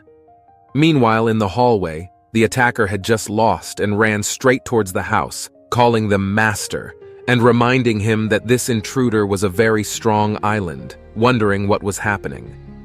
Komuro Naoki decided to follow them to the backyard, and Versa asked him if those people were ghosts. The stories meant that they were some kind of monster, but our protagonist was very interested to see why they could use human weapons. He went to the backyard, and when he looked through the window, he saw that it was a normal house inside. Our protagonist noticed that there was even a calendar in the house, which didn't look like something from this world. Not only that, but after he walked a little towards the backyard, he saw a well. Komuro Naoki also wondered who lived inside this place. When he was looking, suddenly a head appeared in the well and hit his chin quite hard. They both muttered something in Japanese, and this person was surprised to see that Komuro Naoki also asked about another world like him. Our protagonist asked how he knew that he was another worlder, and to make the explanation easier, the man introduced himself to everyone like him, and he was also another person from another world, like Naoki. Later, Komuro Naoki would know more about Marquez's role as a dungeon master who managed the underground prison. He had a round body, a big nose, and big eyes with curly hair. He had a familiar aura that Komuro Naoki could feel excited about. He felt a strange tightness in his chest, and after reaching Marquez's house, the joy didn't last long for our protagonist, as Marquez and Versa liked to talk to each other about various things regarding the underground prison. He knew that the underground prison could be classified as an automatic monster generator. Komuro Naoki felt disturbed as they kept talking because he didn't understand what they were saying at all about the core of the dungeon or anything else. Versa asked where he stopped understanding this, and he hesitantly answered that he didn't get anything from the beginning at all. Versa realized that she had to spend a lot of time and money explaining it to him, and Komuro Naoki understood that the underground space was basically just a cave with demon creatures. But other than that, he didn't understand the requirements like sub-rooms in the underground space or anything else. She asked him if he understood it now or not. Then he tried his best not to let it show that he was indeed right, still following Versa's instructions. Isle couldn't understand because he secretly listened to them, but when they turned to Aile, she was already fast asleep. He said it was definitely because Versa had started accompanying him recently. That's why he didn't understand what a lot of them were saying. He shouted at her for being rude there, and he found them acting quite close. Komuro Naoki said he might understand better if he saw the underground room afterwards. Marquez asked if they really had to enter the dungeon, and discuss with fellow worlders Komuro Naoki and others who were amazed as they stepped further into Marquez's place, where Marquez introduced them to the entrance of the underground prison. When he opened the entrance, Komuro Naoki was astonished to witness the extraordinary view of the vast desert sky and horizon, with the score of the sun emitting loud noises towards the monsters living in the desert, as if it were their natural habitat. It was also the first time Komuro Naoki had seen such monsters, and he was truly amazed. This was completely different from before. He entered the Red Dragon Cave and discovered that the underground prison was a completely separate space from the rest of the world. Inside, Marquez began teaching him and others more about the underground prison, which was large enough to be considered another world. At that time, Komuro Naoki asked Marquez to wait until he took out a pen and notebook to write notes. After that, he couldn't remember much of what Marquez said to them, but as they continued to follow him, Naoki's imagination grew rapidly, as he learned that the underground space consisted of various rooms with different weather conditions. At the very bottom was the core of the underground prison, a massive magic stone that served as the power source for the prison and needed magical energy to operate. Marquez worked to extract mana stones from monsters and feed them to the core. Komuro Naoki asked what these mana stones were, and Marcus replied that they were stones found inside the bodies of any monster. In that sense, it was also possible to detect monsters because of these mana stones. Then Versa asked Marquez about more things, and she showed Marquez a book called Lisa's Monster Notebook. He stated that the book was written by his mentor Lisa, and inside it, someone wrote that the core of the underground prison produced monsters without mana stones. And after that, the monsters swallowed a certain amount of mana stone and slowly formed it within themselves. Marquez told him that this information was not far from the truth, and Versa was very excited to see it. The research on demon animals seemed to be progressing in the right direction. He told Komuro Naoki that their defeated enemy, Masmaskal, must also have the mana stone, and in the future, they would gather the stones again and feed them to the core of the underground prison. Their theory seemed to be starting to fit, except for our protagonist, Komuro Naoki, who had no idea what these people were talking about. He thought he would ask Versa to explain things he didn't understand later. Suddenly, Versa fainted, and he couldn't move anymore in this hot weather. Komuro Naoki suspected that she must have been too excited and exhausted herself in the process.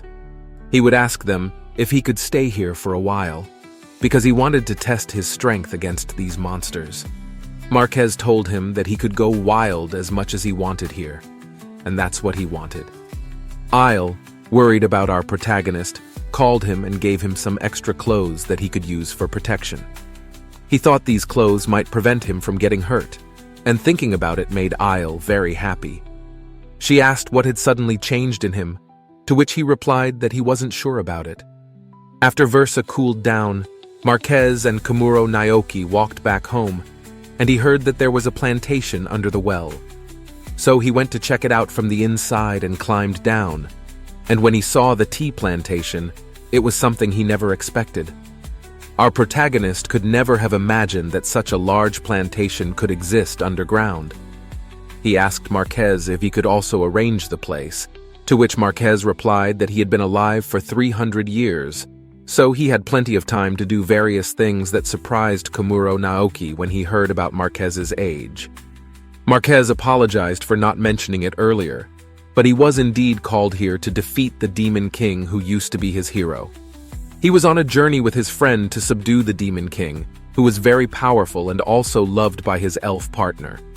Along with his existence, he was protected by defense and combat skills. Not only that, but his way of acquiring skills was similar to him. One day, a skill tree called the Eternal Body appeared in front of him, and he ended up taking it without hesitation. As a result, he ended up with an immortal body. Marquez brewed tea for our protagonist and warned him to be careful because it was still hot. Suddenly, an arrow came from behind and landed right on the table, startling him. He accidentally spilled his tea. The person who shot the arrow turned out to be the same ghost, and they shot another arrow at him, this time hitting Marquez in the head. The ghost felt guilty seeing him. The arrow hit Marquez and he died. Marquez scolded them for saying that Komuro Naoki was not an invader but their guest. They apologized to him immediately. Komuro Naoki became a witness that Marquez really existed forever. Then Marquez told the ghost to brew tea for Komuro Naoki as an apology, and they quickly obeyed. It turned out that the tea tasted very bad, just as the ghosts wanted to turn Komuro Naoki into a ghost like Mark. Remembering that he shouldn't have asked Geist Tylers for it since their brewing skills were very poor, Komuro Naoki called them useless. Marquez told the ghosts to go back to their place now, and they agreed to his command as if he were their master. Komuro Naoki mentioned that the ghosts seemed quite attached to Marquez, to which Marquez replied that it was just the mischief of the ghosts, who couldn't even make beer. Komuro Naoki felt there was something he could do here, as he felt a gentle breeze flowing in the air. After some conversation, Marquez learned from Komuro Naoki that he came to this world without knowing his role. That's why he traveled around the world while working on destruction. Marquez was a little jealous of his story because compared to his own, it was painful sometimes. But now, looking back on his days, surely the brightest moment in his life was when the two of them looked up at the sky. While Komuro Naoki mentioned that his youth was surely going well. Marcus felt warm after hearing that and nodded in agreement. They both experienced their youth at some point, and for him, youth was still something that had long passed, but he could still see those memories until now. Komuro Naoki told him that he sounded like an old person, and Marquez couldn't disagree with that. Then Marquez spoke up and surprised him. Marquez told him not to be fooled by skills and status, even if it meant lowering his level. He told Komuro Naoki that skills and status made him arrogant, and he realized that when he finally lost his friend. He taught Komuro Naoki an important lesson, that the most important thing is the strength of his heart, where he must be strong. He asked Komuro Naoki what would happen if the core of the underground prison was taken away from the underground prison. He answered that in that case, the underground prison would collapse and swallow everything inside. He admitted that it had happened to him a long time ago, living for himself, so he forgot who he was. He completely forgot about the importance of this heart at that time, but now he has the opportunity to tell this to fellow inhabitants of another world. He told him that if he suddenly had a bad feeling, he should remember what Marquez had just told him. At the same time, Geist Tylers came screaming to call their master and asked why they were being too noisy this time. They told him that the snow foxes had multiplied too much in the lower part. Marquez got an idea and asked Komuro Naoki if he wanted to accept this destruction request. Komuro Naoki agreed to the request and then went back to Marquise's house to start preparing for the destruction, and asked why he was leaving in the middle of winter in an area where he told them about the request he received from Marquez. He asked if both of them also wanted to join. Versa stated that she would pass, and instead of freezing to death, she preferred to read a book. Meanwhile, the famous battle lover, Isle, agreed to go. Okay. He asked her if she would go to a colder area with this outfit, and she answered that it would work somehow. Komuro Naoki exclaimed that it was really forbidden and saw them getting ready. Mark remembered that the three of them looked very similar to his friend's belongings, and he used to prepare them before every monster hunt. He remembered those days and thought deeper. Then Komuro Naoki called Marquez repeatedly and asked if they could stop for a moment before starting the destruction request, since they needed some things to prepare. Marquez said it was okay, and he would gladly welcome them anytime. Komuro Naoki was shocked that he didn't want to stay too long, even after 100 years. However, Marquez bid farewell to prepare today's meal and happily made his way to the farm. He was delighted to see Marquez looking happy with him here, and then it was time for the work in the dungeon to begin. First, they went to the forest area where they hunted bears, and Ale skinned them. Komuro Naoki then used his skills to fashion suitable clothing from the bear skins to make a dress for her. Meanwhile, Versa was studying at his study desk, while Marquez on the other side was seeking the help of ghosts to prepare the best meal they could with everyone's assistance. The ghosts gathered the ingredients and stored them, working diligently to prepare the feast.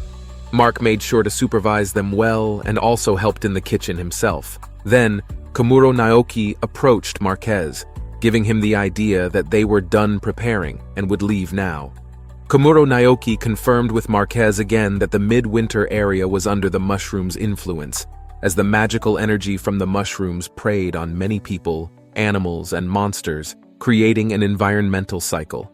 Komuro Naoki and Isle were getting ready with their winter dresses, and Marquez was amazed by their creativity in making winter clothing here. He have to admit these clothes are definitely very warm, and explain a little about how this cloak will be made. It will not only help retain warmth, but also conceal the human scent that he keeps. The large fur is magically enhanced to store more items than it appears, and Marquez stated that it wouldn't be strange if a war broke out for this bag, as it is truly an artifact-class item. She's thrilled because she owns it, and now she and the others are finally ready to go to the winter area, where they will quickly encounter the amazing snowstorm that freezes everything.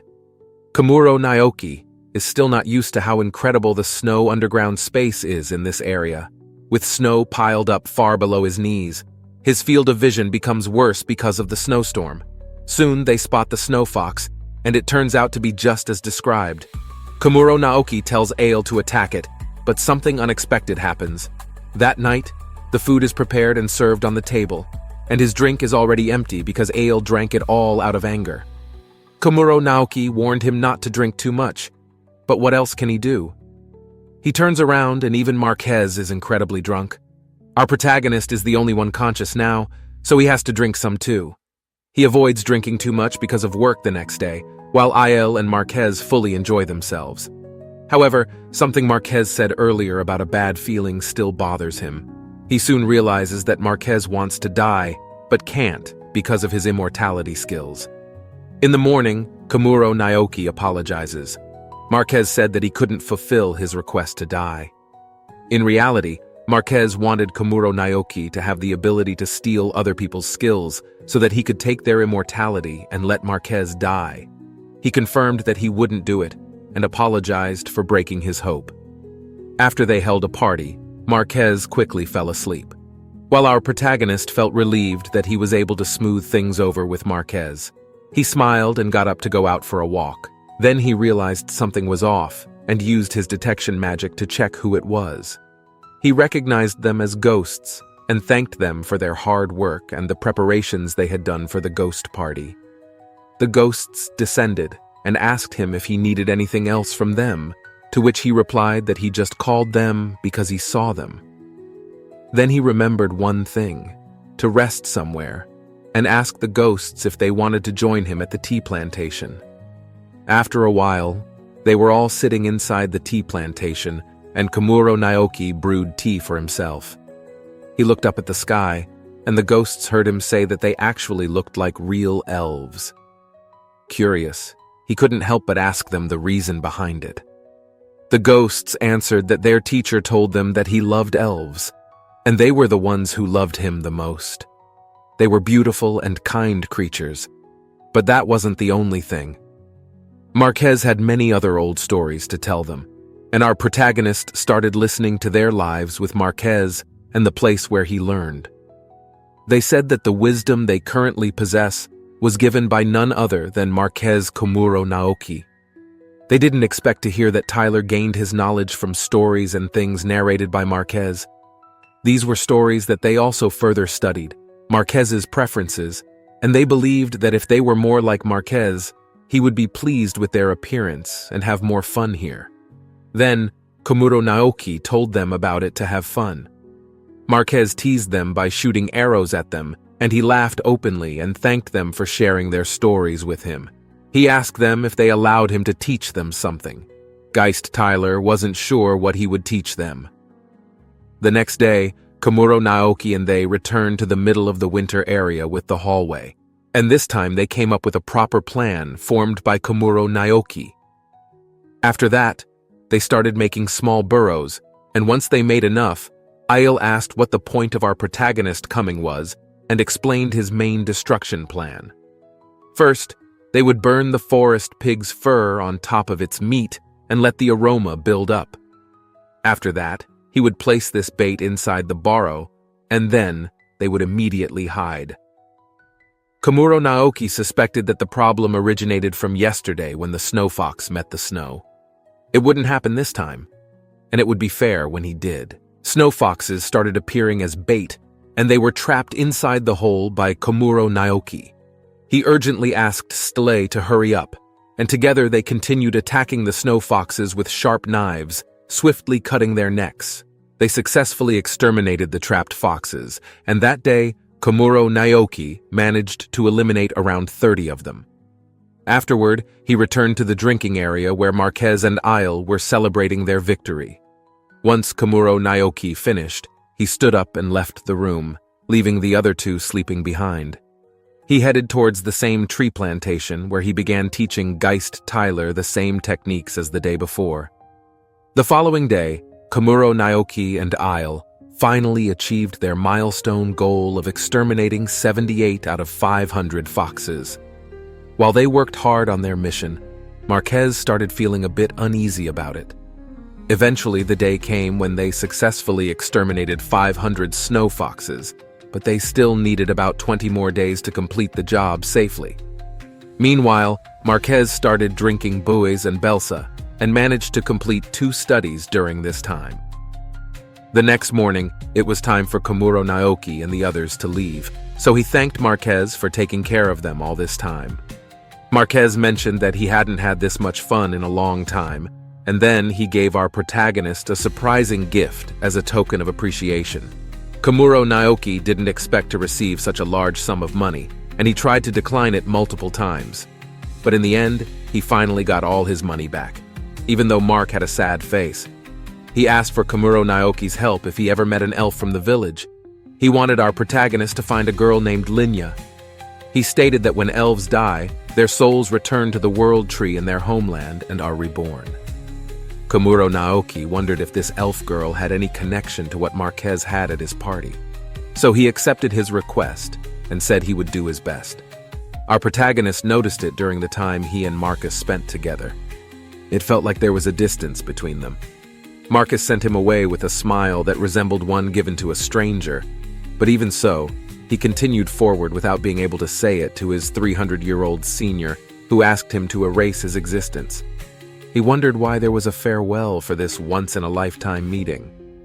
They walked towards their boat, and on the way to Isle and Versa, they looked happy, but for some reason, our protagonist didn't feel well about it, and when Ale asked him what was wrong, he clenched his fist and ran back to where Marquez was. He came running towards him, out of breath, and called out Marquez's name loudly. Marquez wondered why Komuro Naoki was here. They both sat down and chatted with each other. Marquez invited Naoki to have tea together. Marquez remembered that it was his first time drinking tea there. He said that at that time they both felt awkward because of Marquez's strange request. Hearing that made them laugh together. Marquez poured tea for Naoki. He apologized for avoiding him because of that. Komuro Naoki couldn't save Marquez because his skills couldn't save him.